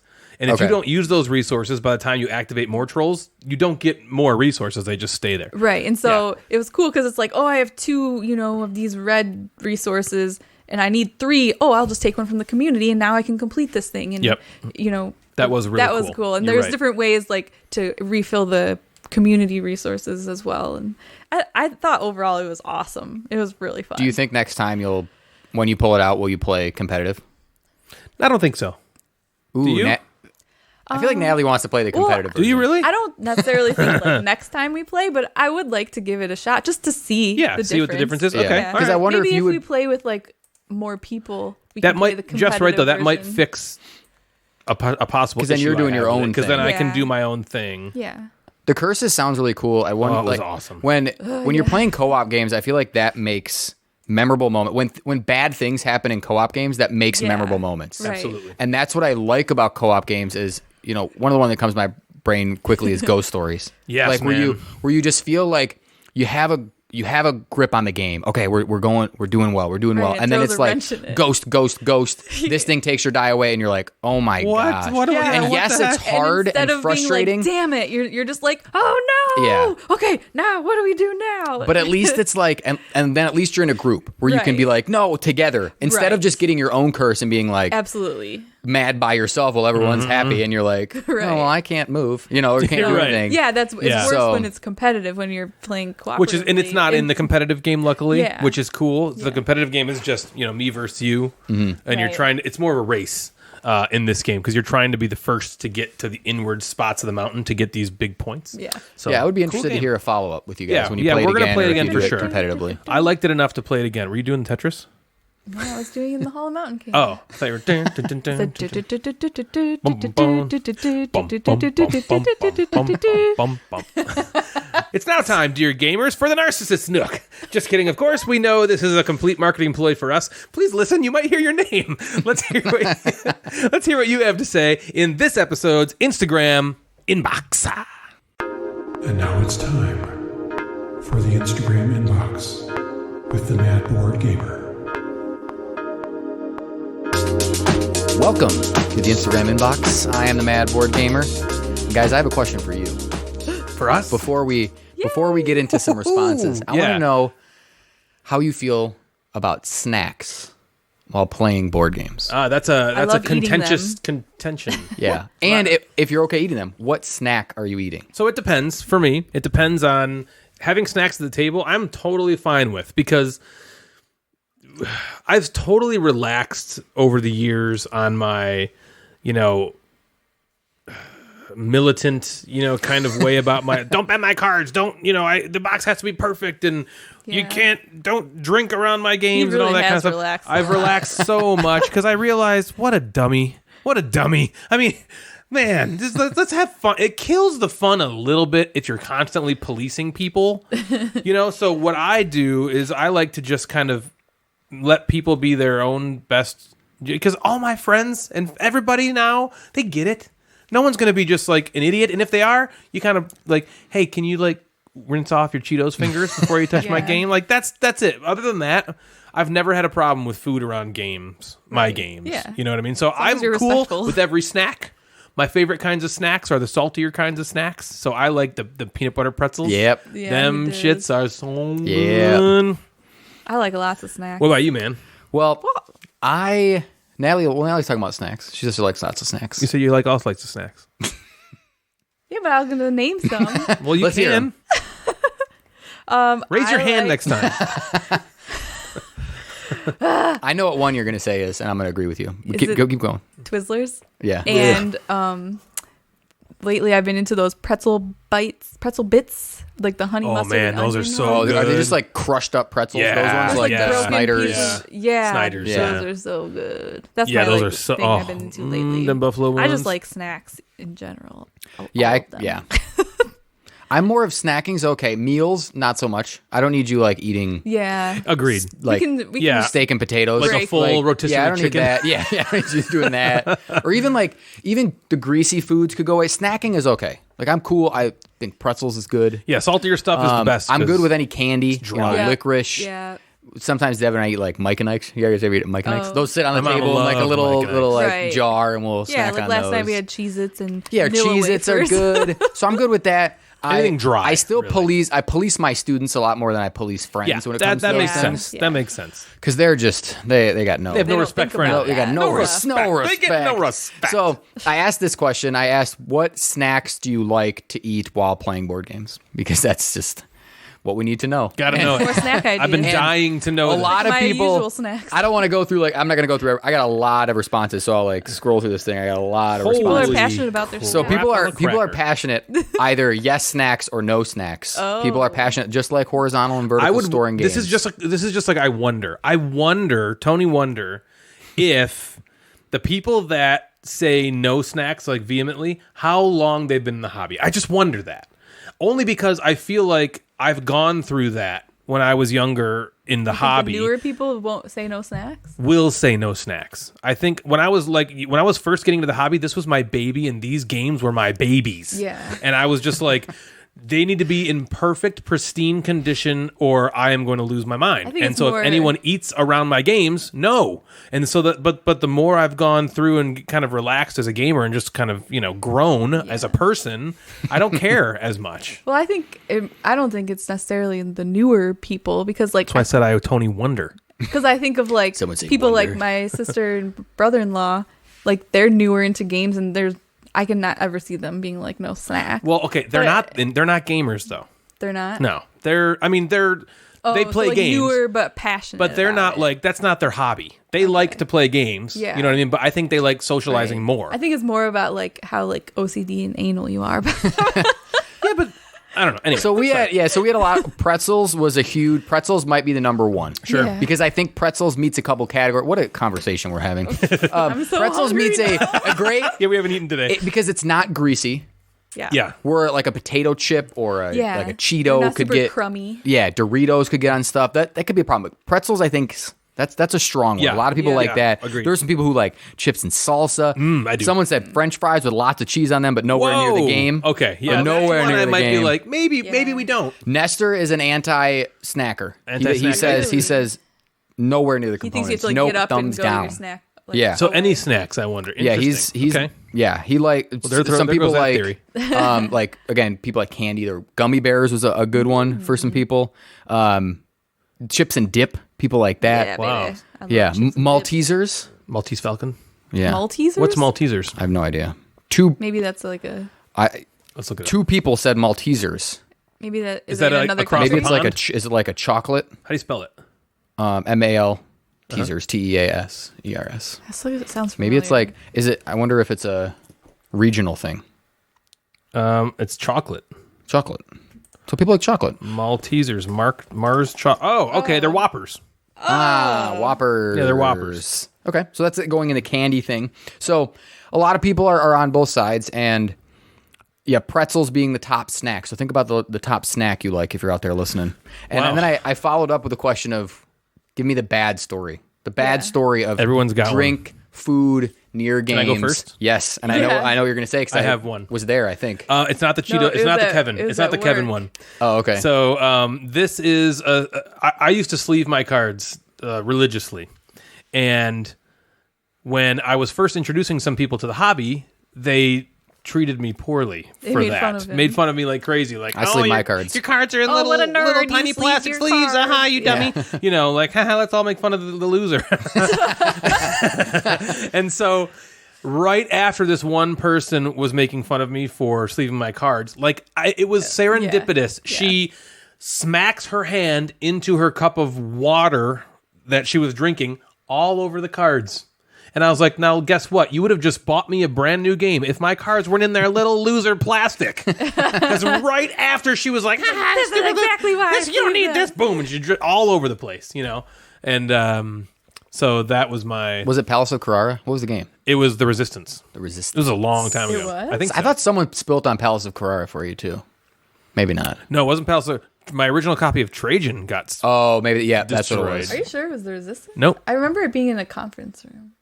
Okay. Oh, man. I don't know. It might not have been The Resistance, but it was a game Was it that had Splendor? cards that were...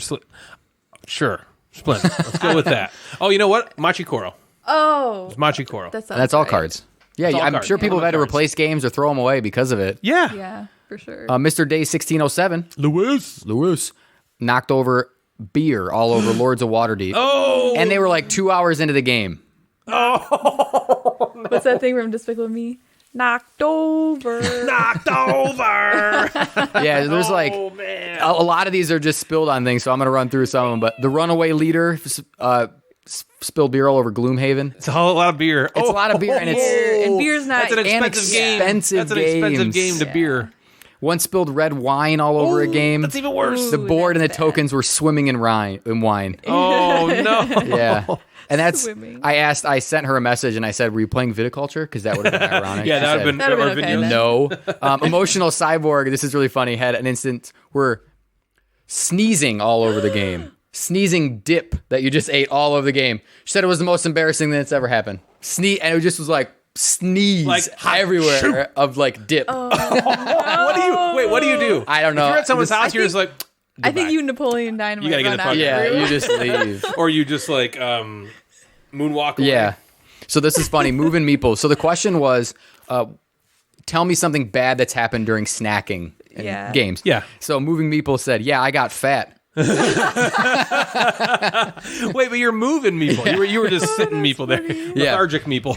A lot of people said spilling Joey's MV 2.0, spilt beer again, was sampling beer, so had probably a flight of beer. I think it's very popular for people to drink while yeah. playing games, so that Yeah. makes sense. We're and getting it's a lot also of becoming alcohol popular. I ones. think people are bringing littler games to bars and playing them Oh, at right. tables. Good. Yeah. So they're spilling Spill- or things, Yeah, and you Spill- don't really tipping drink things beer over. with like a lid. Like we have lids on our waters. Yeah.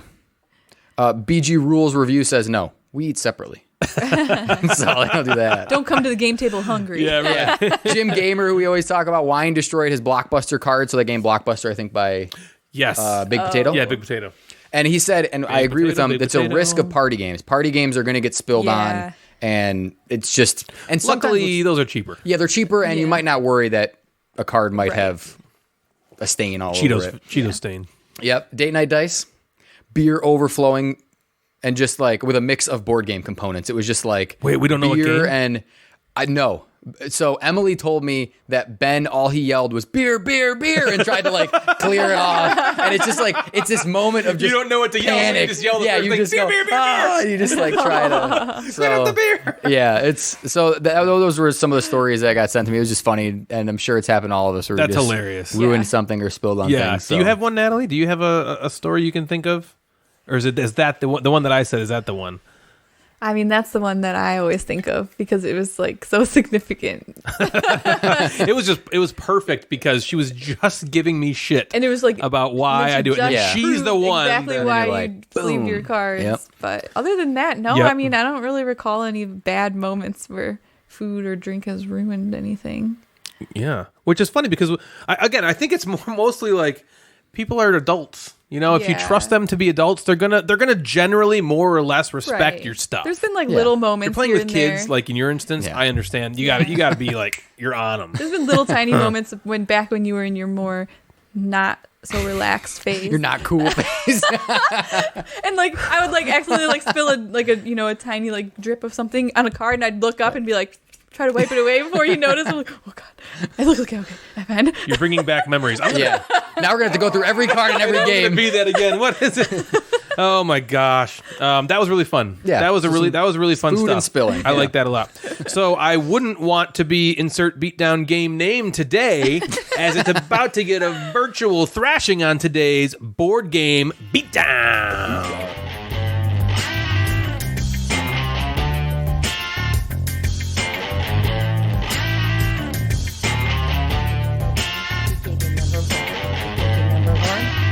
Number one.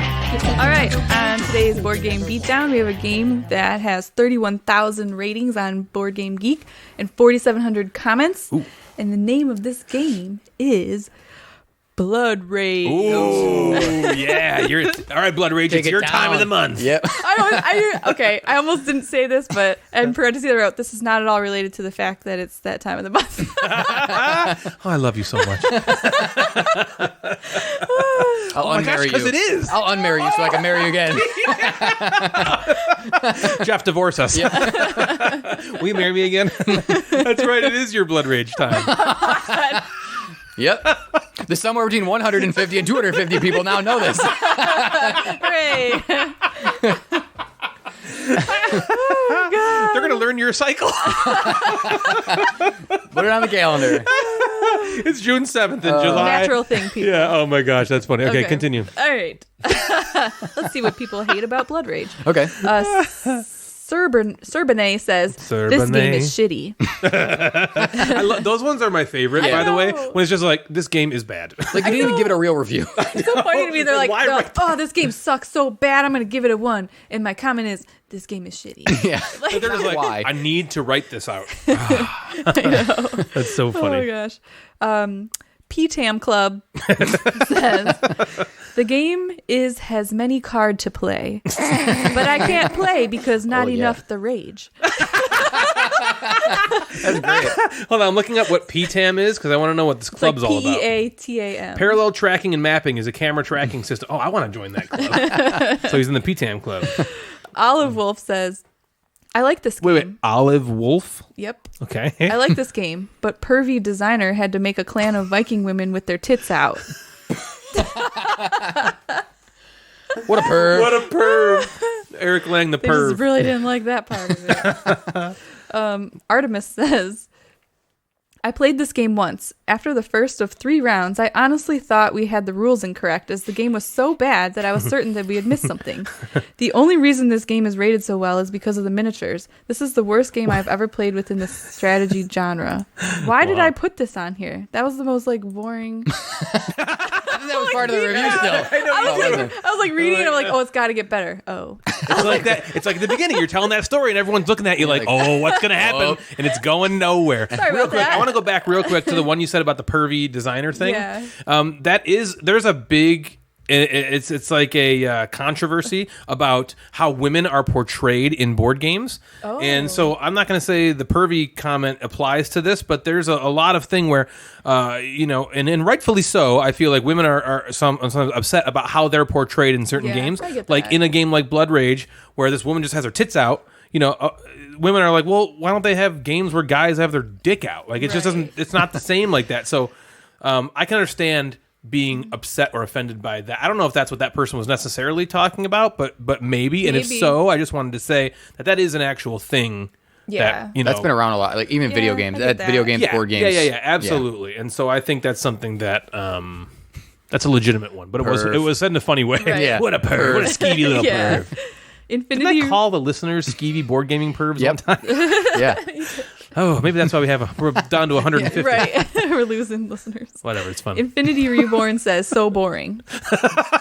Infinity Reborn. Jay Lair says, I didn't like the gore. Okay. Not actual gore. I know. It's just a board game. Pastor A-Rod says, Well, if you don't have anything nice to say, ... and then in parentheses, read what I said on Innis.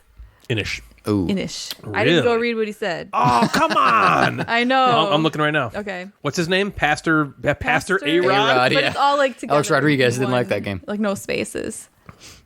Do you want to look it up? Wait, say that again. Say it's all one, no spaces. Pastorarod. Got it. Pastor A-Rod. I'm going to his. Found him. Inish. Oh, it looks like I think he's an actual pastor. Okay. I thought he was making fun of not Alex Rodriguez, yeah. Yeah, that's what I thought. Okay, I'm going to his owned games. I'm not sure if he owns Inish. If he does, Inish. Oh, here we go. You ready for this Inish review? Yeah. Wait a minute. He rated it a 9.5. Maybe he loves Inish and hates that one. Oh. That's maybe why. I never thought I'd like this as much as I do. I really didn't like Blood Rage when I tried it. And I heard there were similarities in mechanisms, which there are. I wasn't a fan of the look, theme, cards, or combat style of Blood Rage, but I kept hearing about Inish, and eventually I got this in a trade. There's a lot more. He basically loves this Hates Blood and Rage. doesn't like Blood Rage. He doesn't mention Blood Rage again, but Okay. I'm glad we got through that. All right. A-Rod.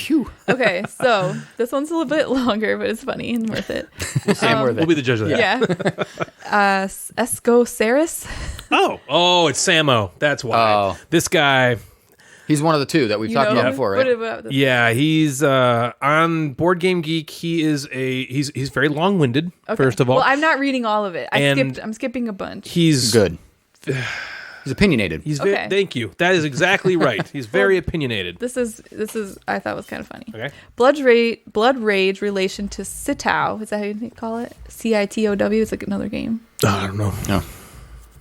Blood Rage relation to Citow is kind of like, you know that dude you knew at high school that was really into metal, wore long hair, and did crazy stuff all the time? Now you meet him 15 years later and you barely recognize him in his business suit, short hair, immaculate attire. But he claims deep down he's still rock and roll. He shows you a tiny tattoo on his ankle under a Hugo Boss sock.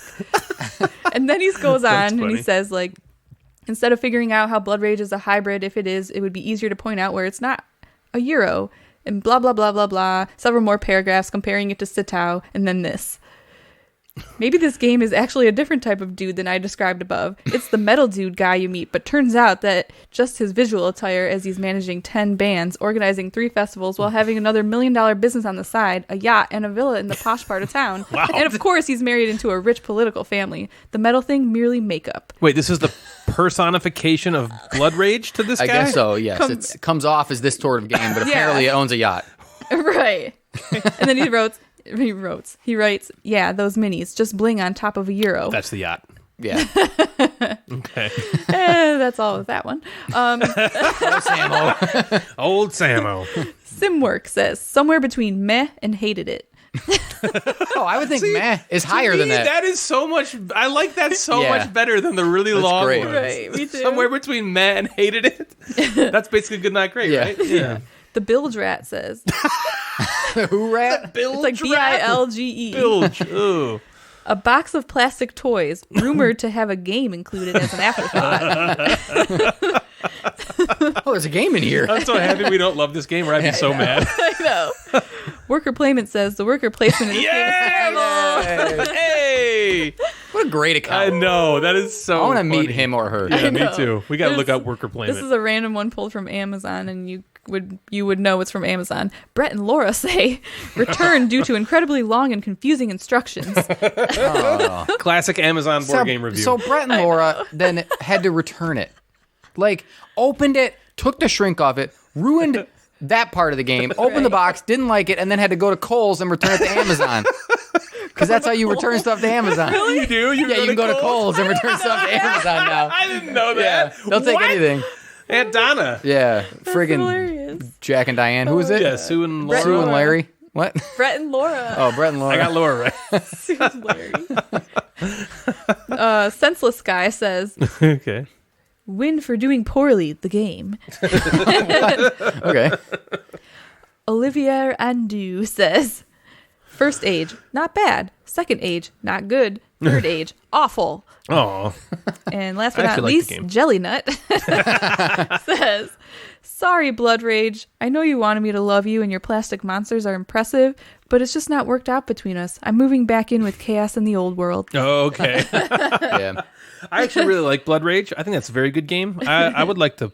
That's one game that I think I would be interested in seeking out again. Have you played it more than the one time? Yeah, I played it Okay. a few times. I only played it once, I think, with you I guys. only Yeah. played it once. I liked it. I don't really remember. It was a I long liked time it. ago. The card drafting I thought was really fun, and there is that mechanism where you can win by losing. Yeah. which is cool. Loki's power is that. But anyway, that was really funny stuff.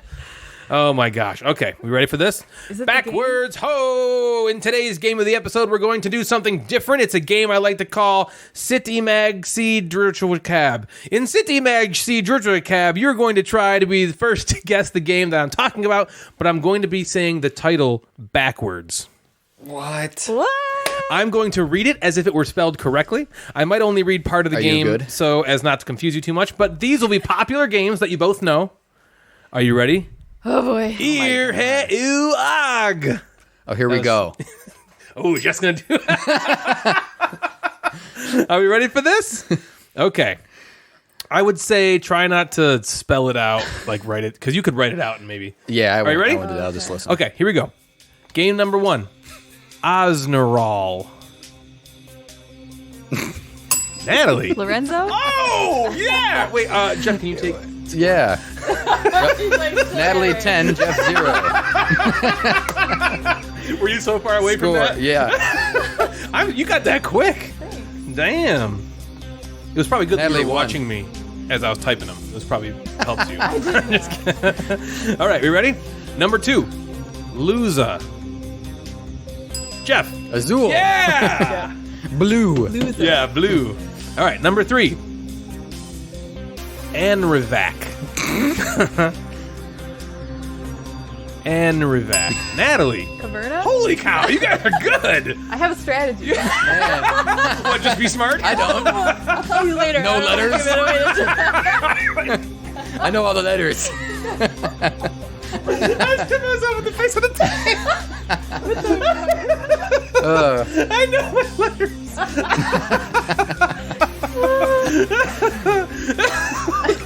Oh, man. Right before, I'm just like, A, B, C, D.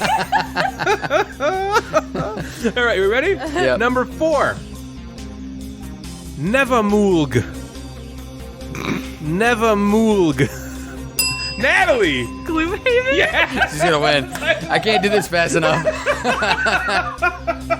Give me 9-1. I'm glad I got one. This is so funny. My face hurts. Dude, it's the alphabet. There's no letters. I don't even. That's Natalie's. I didn't strategy. We stole. figured it out. I didn't know. I didn't practice study them before I showed up Your here. letters. Oh man. All right, number 5. Stiff. Stiff. Just by He got it. He did. Fits. Yeah. You should make a game called Stiff. I know. Oh my gosh, I didn't expect to laugh this hard. Okay, number 6. Najart. Najart. Jeff. Trajan. Yes, sir. Man, I thought you had a strategy. I thought of the letters. Jeff, yeah, just figured out the letter. Okay. Hey, what are we at right now? Are we 3-3? 3-3. Ooh. Yeah. This is working. All right, number 7. Ledreve. Ledreve. Remember, I'm pronouncing these as if they were spelled backwards. Whoa. Ledreve. Wait, you're not saying the game title? No, I mean, I'm not trying to say. Yeah, I know. Yeah. Ledreve. Eve. Ledreve. Everdell? Everdell. Oh, man. Hey, remember when you were going to lose? Yeah, before? yeah. I know. Now you're up 4-3. I'm going to come back. Number 8. Aram. This one's tough. This is the toughest one in the whole thing. Aram? Pastor Aram. Aram. Natalie. Maria? Holy crap! It is Maria. You guys, it's 4-4 all of a sudden. Yeah. This There's is only good. 2 left. Oh my gosh. Okay. Wow. That means it's gonna come down. Wait, what do I do if there's a tie? Should we make the last one worth more? No, if it's a tie, Right. I'm cool with that. This is great. Yeah. Number 9. Yeah. Ecadnu. Ecadnu. Jeff. Wendake? Yes, sir. That. Natalie, you got to get this to stay alive. But listen, there's got to be some rule where you can't just buzz in and then sit there. Yeah. You got to know We it. don't do that. I know. You're right. Yeah. All right, number 10. Rennerton. Rennerton. Rennerton. Yeah, Rennerton. What's he saying? Well, it's hard to... Rennerton. Natalie. What, did I just say you can't do that? Netrunner? Yes, Netrunner. I was going to say Netrunner, but then... No. Did it seem like I was like, Yeah. Don't ring in and think about it. I was going to say Netrunner, but then I second guessed myself. No, you got it. Because you were like, ding. I was like, posed. in my head, I was like, oh shit, is that what it is? Good one. We tied. You guys, I am so impressed. That was so funny. I did not think that you got okay. Well, it's when you you just have to listen to the first and last letter and then try to fill in the rest. Is that what your strategy Yeah, was? like when you said the Lorenzo one, I was like, Osnerol. I was like, it ends with an O and starts with an L. Lorenzo, okay. Wow. What was Man. Some were harder. Jess because was you just had no to pay letters. attention Yeah, to the- I just had to try to figure out the letters. Oh, think about games I know. That was really funny. Oh man, That was really funny. Good job, you guys. You tied. Wait, what? Say it again. Say the Everdell one again. Okay. Ledrive. I think that's what threw me off is because I kept thinking it started with a V. EVE. Yeah, we I know, know, like V, so that yeah. makes sense. Yep. But I was like, that's why I couldn't think of it. I was like, Creating a new language is simple. Just take board game covers and turn them around. Because Osnerol, Luza, Anvarak, Nemagulg, Stiff, Nejart, Ledrive. I basically just said Lorenzo, Azul, That's Caverna, good. Gloomhaven, Fitz, and Trajan. And Everdell. All right. man. So we are doing something a bit different than normal for our top 5 slot. Each of us did the Pub Meeple ranking engine, which if you haven't done, you should. Head on over to pubmeeple.com and go through the rankings. You have to have your collection on Board Game Geek to be able to do this. But when you do it, it'll likely take you a couple hours. Yeah. Forever. But it's For a worth it. long time. It's long. cool when it's done. But when you're done, you should have a definitive list from 1 to however many games you have on your Board Game Geek account. Ranked. And it'll rank them. Put them in order. We're going to share for you our top 10s That came of this. and talk about how we feel that they reflect if they reflect our true feelings or not of what they actually are. So basically on this Pub Meeple engine, it's basically hot or not. It brings up 2 games Yep. and you or what is it what's that dating website people like where you swipe Tinder. Well, it's like this. Yeah, it's like this or that. Yeah, like this this or that. this or That's that what one. more I'm Yeah. thinking of. It basically brings up Dating 2 games. website? It wasn't Tinder like you swipe left, swipe like yes or no. left. Yeah, Yeah. it's basically that, except it's not one game, it's 2 Right, games. it's comparing It compares 2 2 games together. You click which one you would rather play. Yep. The thing is, what makes it tricky, it sounds easy, right? Because it just brings up your entire collection over and over with, do I like this game better or this game better? Yeah. But when it brings up stuff like Strike compared with like Letters from Whitechapel, you're like, Yeah, they're how do I difficult to compare that? So different. So Yeah. You have to It can come up with like a strategy in your head of how you want to make these decisions. Like I think me and Jeff did more like what I would want to play right now, like or tomorrow, and maybe Ryan did more like what do I just think is like a general better game like I like. nope. So Okay. we are going to go through our top 10. We're going to go, we're just going to go order this. We're going to go Jeff, me, Natalie. And so Jeff, I want to start with you and tell us about how this worked, this process was for you. Yeah. And then once you're done, give us your number 10. So I went on and, like Ryan said, you go on, you type in your BGG username, and it will pull up your collection.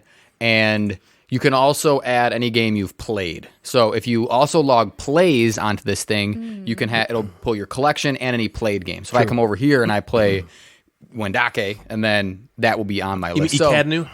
yep, Icadnu. And so that will do that.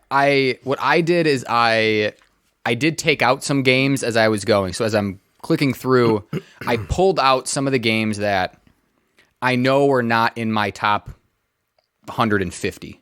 So I got rid of Win, Lose, Banana. It saved me a little bit of time because Sure. what it has to do is it has to compare Win, Lose, Banana to a whole bunch of other games. Yep. Right. And I'm never going to pick Win, Lose, Banana. So that would be at the bottom. So I just kind of got rid of some to kind of speed the process up. Yeah. So my number 10 is a game called Black Angel. Ooh. That's a newer game. It Came is. out at Gen Con last year. I really like it. Played it 3-4-ish times. That's pretty interesting. And I know the game that I played with you guys, which I was really excited about, turned out awful. And no other game has played like that. Yeah. It was like a different ending Yeah. Yeah. condition. But I'm not surprised that is in the top. I was going to say, do you think that's something that's yeah. representative of, I of think what you have? I think that's good. It somewhere between an 8 and a 12 kind of thing. So yeah, that's Because, I mean, this is huge. right? This is your top 10. We've all played hundreds and hundreds of games. Yeah. It's maybe big. thousands, so many games. And that's your top 10. That's your number 10. Yeah. Yeah. That's huge. Yep. Awesome. That's cool. Did that surprise you? I don't think so. I think I know that I like it. I know that I've enjoyed every play. So you kind of see it and you were like, yeah, that makes sense. That makes Like, sense. that's good for number 10. All right. For me, my number 10 is also, just like Jeff, a brand new game that just came out, actually even newer than Black Angel, and I've played it even less times, and it's already in my number 10 spot, which is crazy to me, and it is Vital Lacerda's On Mars. Oh, yeah. You love that game. I mean, I've only played it 2 times, and but in the middle of the first play, I remember looking at Natalie, that was at Grand Con, and I was like, I think this could be my favorite game of all time if I played it enough. I like it that much. And then we played it again. Here. Was it just you? Yeah, just you and me.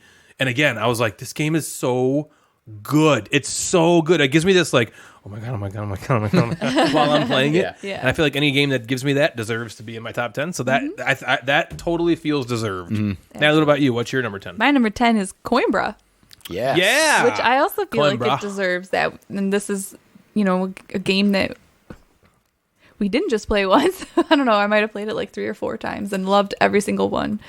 And I want to keep it, and I want to keep playing it. And so I think it does deserve to be in the top 10. Cool. Coimbra. There was a lot of, when I'm clicking these, and I played a game more recently, that also might have influenced me to click Yes. that instead of, so that was Definitely. maybe why some of these that I thought might be in my top 10 are down a little bit. Right. So my number 9 is Lords of Vegas. Hell And yeah. Lords of Vegas is just so fun. So fun. And I pictured walking into game night, what game would I be more excited about being on the table? That's kind of how I Yeah. clicked through this. And when Lords of Vegas is on the table, I'm like, this is going to be an awesome night. It's so Right. fun. That's in my top 15. So Yeah. it's in the next few. What an amazing game that is. Nice. My number 9 is a game that I was going to put on our game that we just played, but it would have sounded basically the same forward as backwards, and that's Teotihuacan.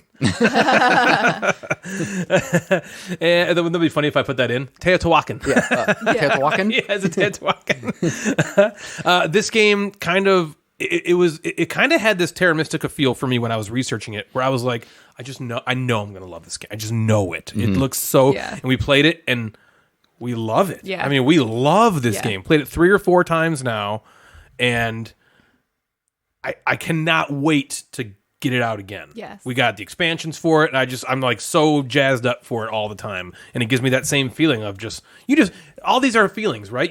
When it's happening, you're like, oh my god, this is so fun. And when I say that outwardly, I know that it deserves its spot. So that's my number 9, Teotihuacan.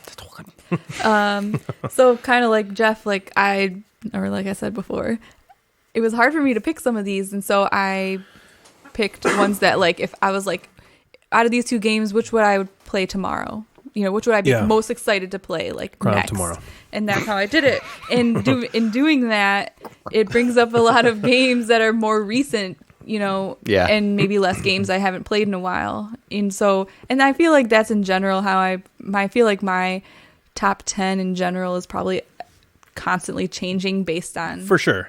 the more recent and more fun things. Yeah, But yeah. anyways, Absolutely. having said that, my number 9 is Lorenzo, which I've only played once, but we thought it says was a lot. I was shocked. so it makes sense that it came up in my top 10 because every time it popped up, I'd be like, yes, because I want to play it again so bad because I loved it. Well, these things are so fun to constantly reevaluate. Yeah. Because like you just said, there's so many games that come out every year that completely change everything you thought you knew before. Right. Like I can see in 2 years, looking back here and going, oh my God, how did I make this list without this game in it? That doesn't exist yet. Yeah. Right. Like On Mars is my number 10 of all time. Right. Doing this last And it's year when only that game going didn't up. exist. Yeah, it's only going to go up.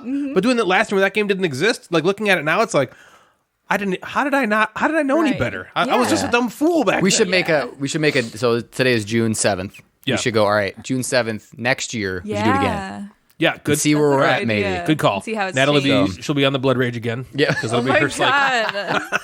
All right, Jeff, what's your number 8? Number 8 is a game I always lose. It's called 5 Tribes. Do you really? Except to me. Yeah. You beat me. That was the first time we of played the I don't know, 10, 12 times I played that game. It might be the only time I've ever won.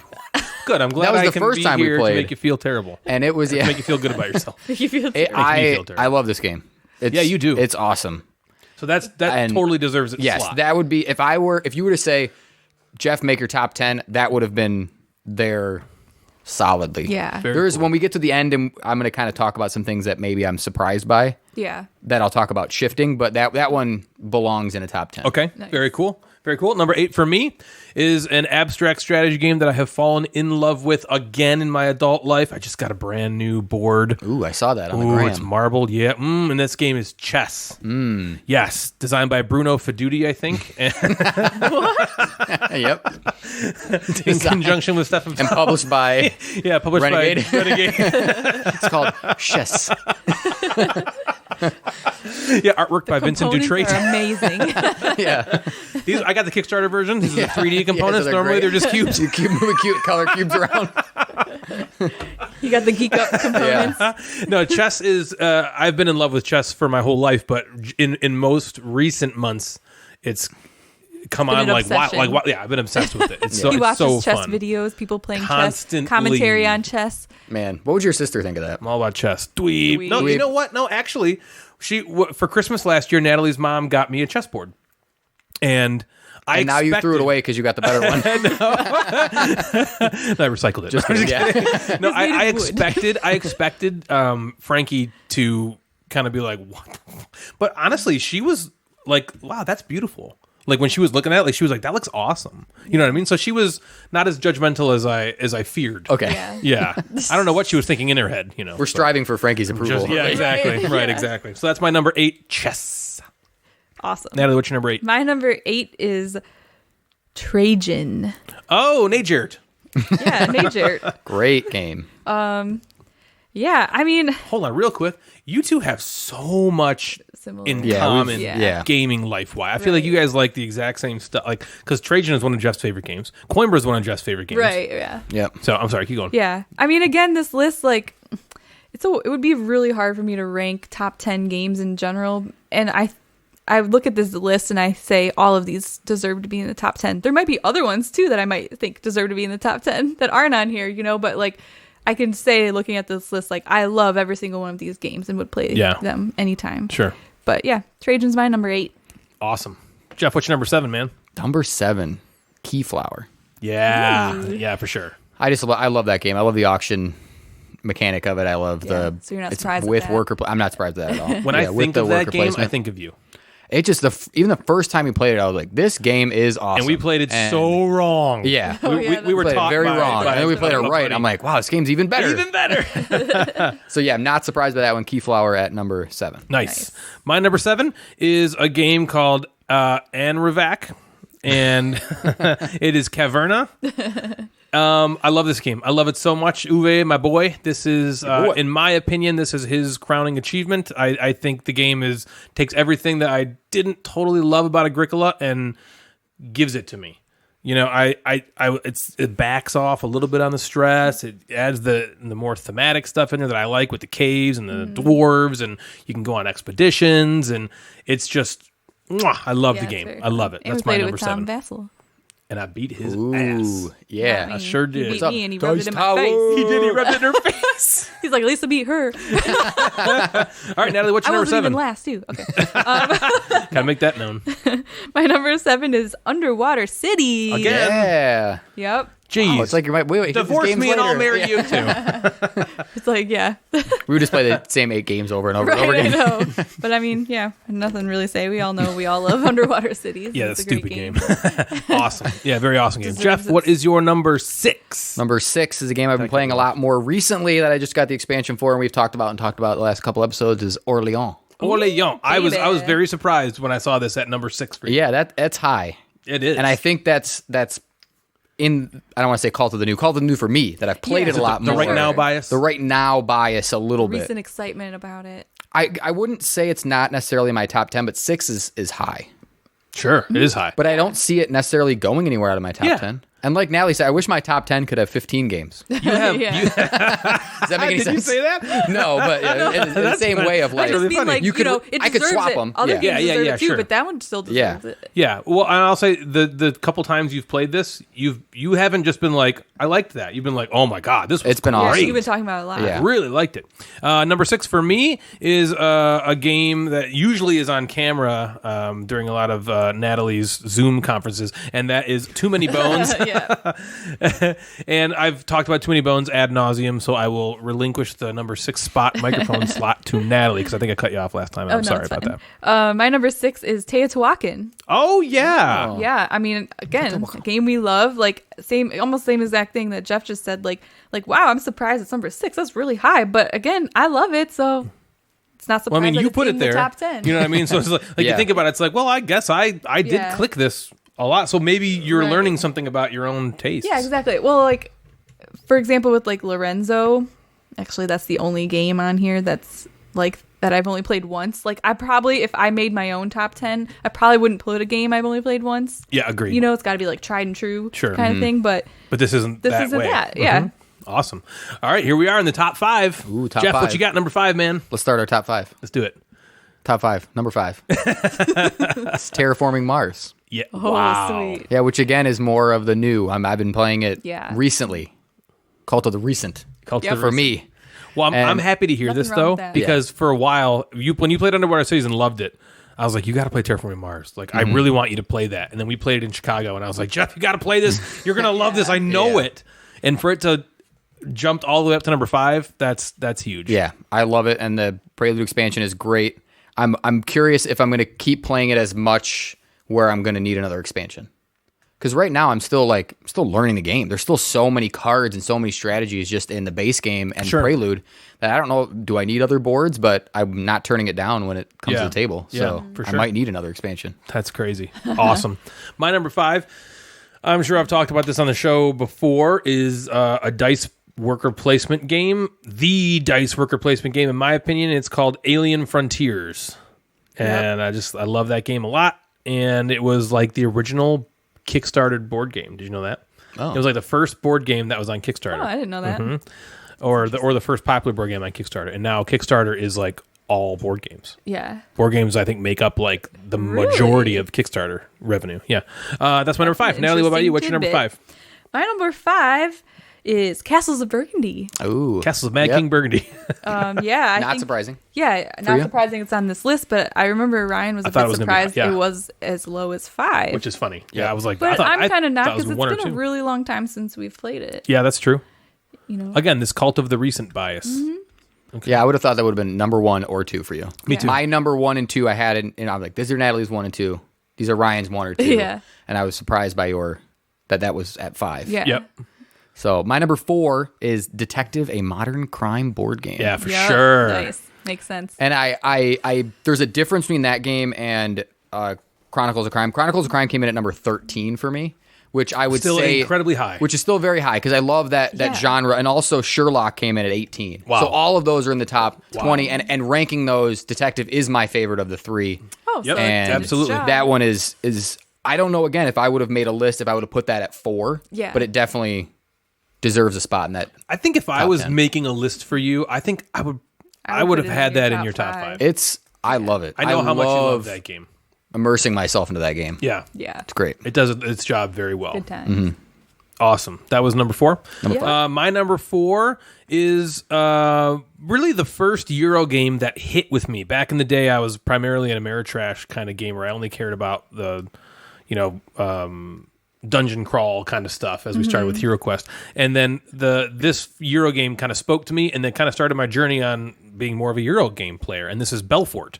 Talked earlier about In the Hall of the Mountain King, and Belfort is designed by Jay Cormier and Sen-Foong Lim, one of the designers of In the Hall of the Mountain King. I love that game so much, and it's still just as fun for me whenever I play it. I usually play it once or twice a year, and it always feels like such an awesome occasion when I play it, with Ben or Yeah. something. So that's my number 4, Belfort. Natalie, what is Nice. your number 4? That's not surprising to me.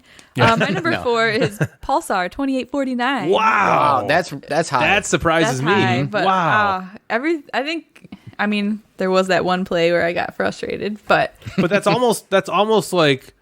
Despite that, but having those feelings about the game is better than like you weren't just like I don't care, I lost. Yeah, you were like, damn it, and it upset you. Like Clans of Caledonia.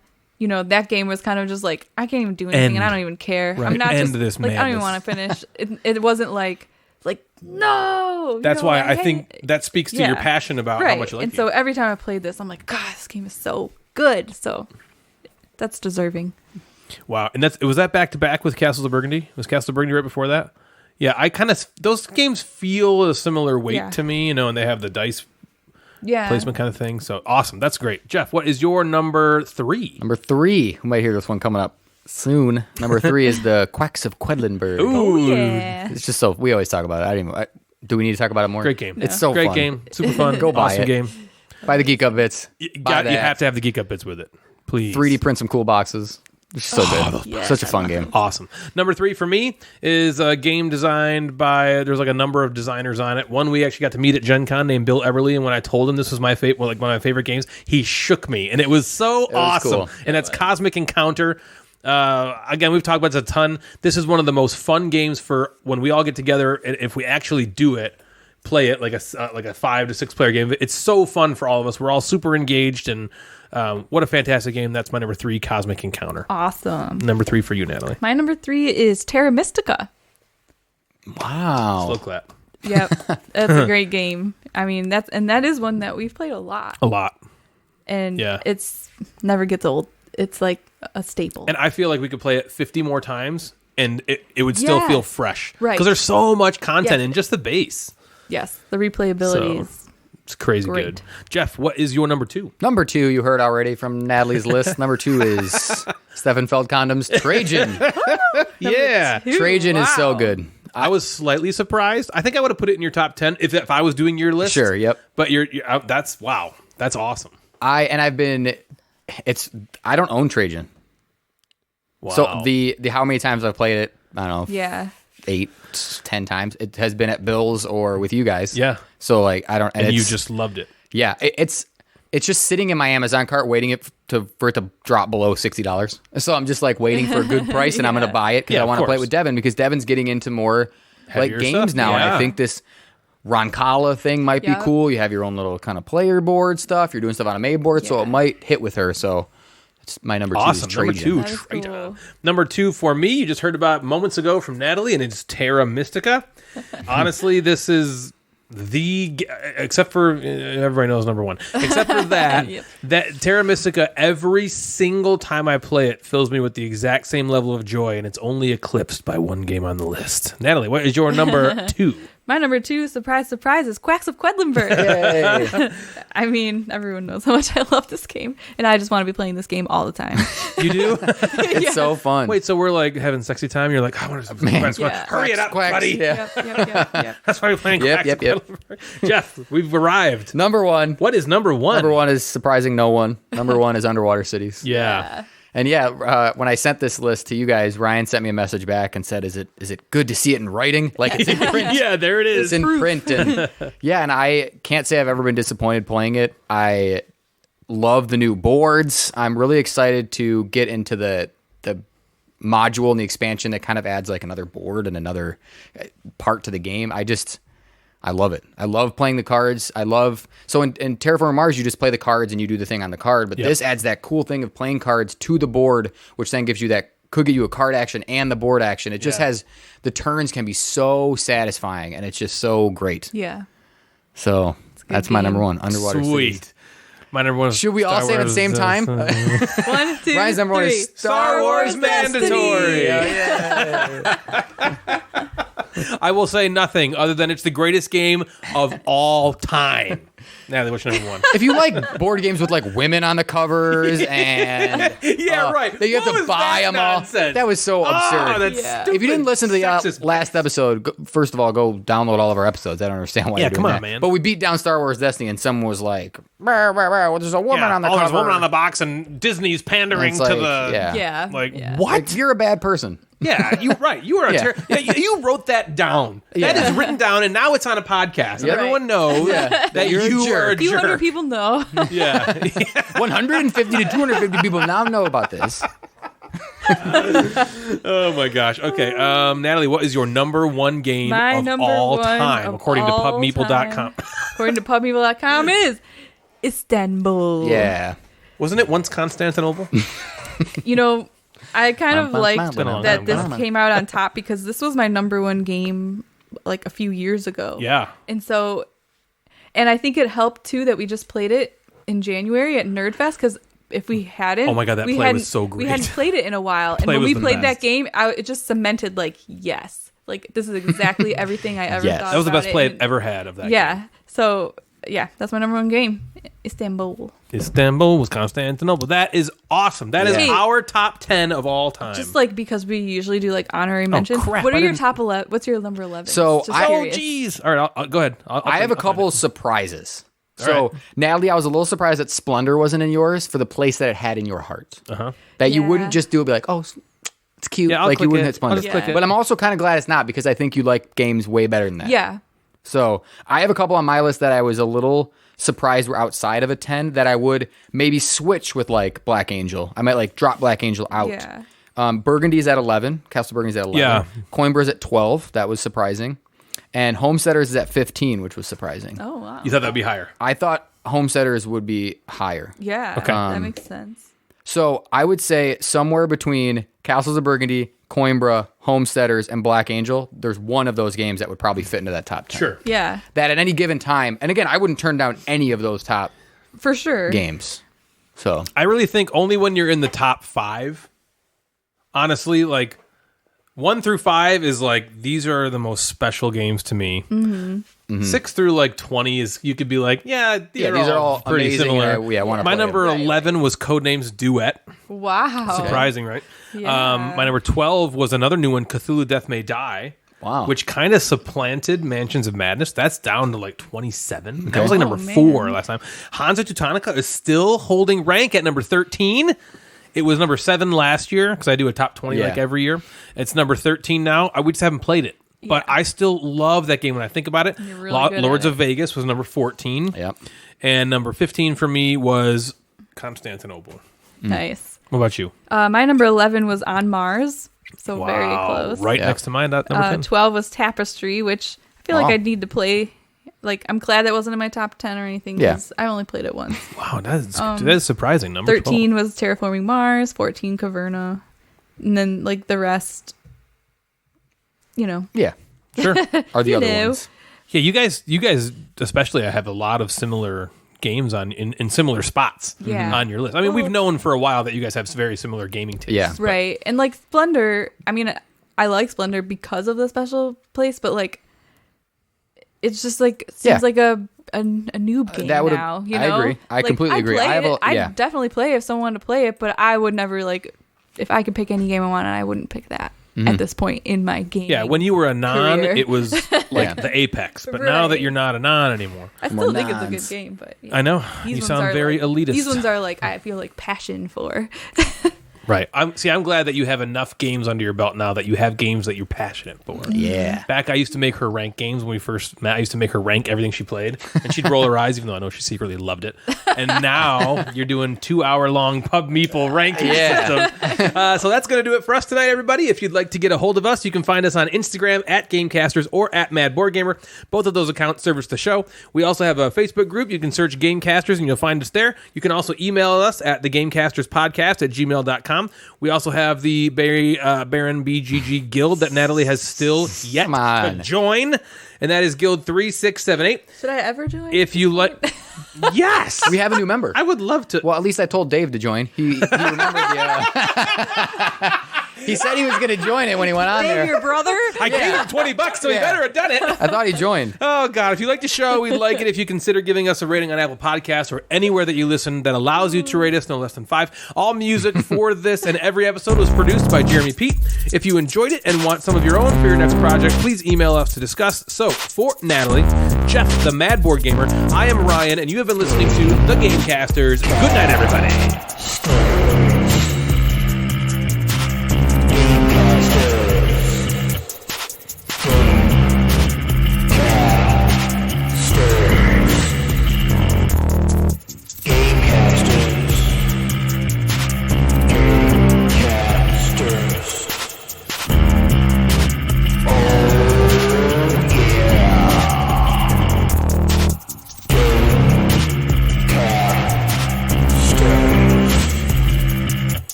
Starting now. Go ahead.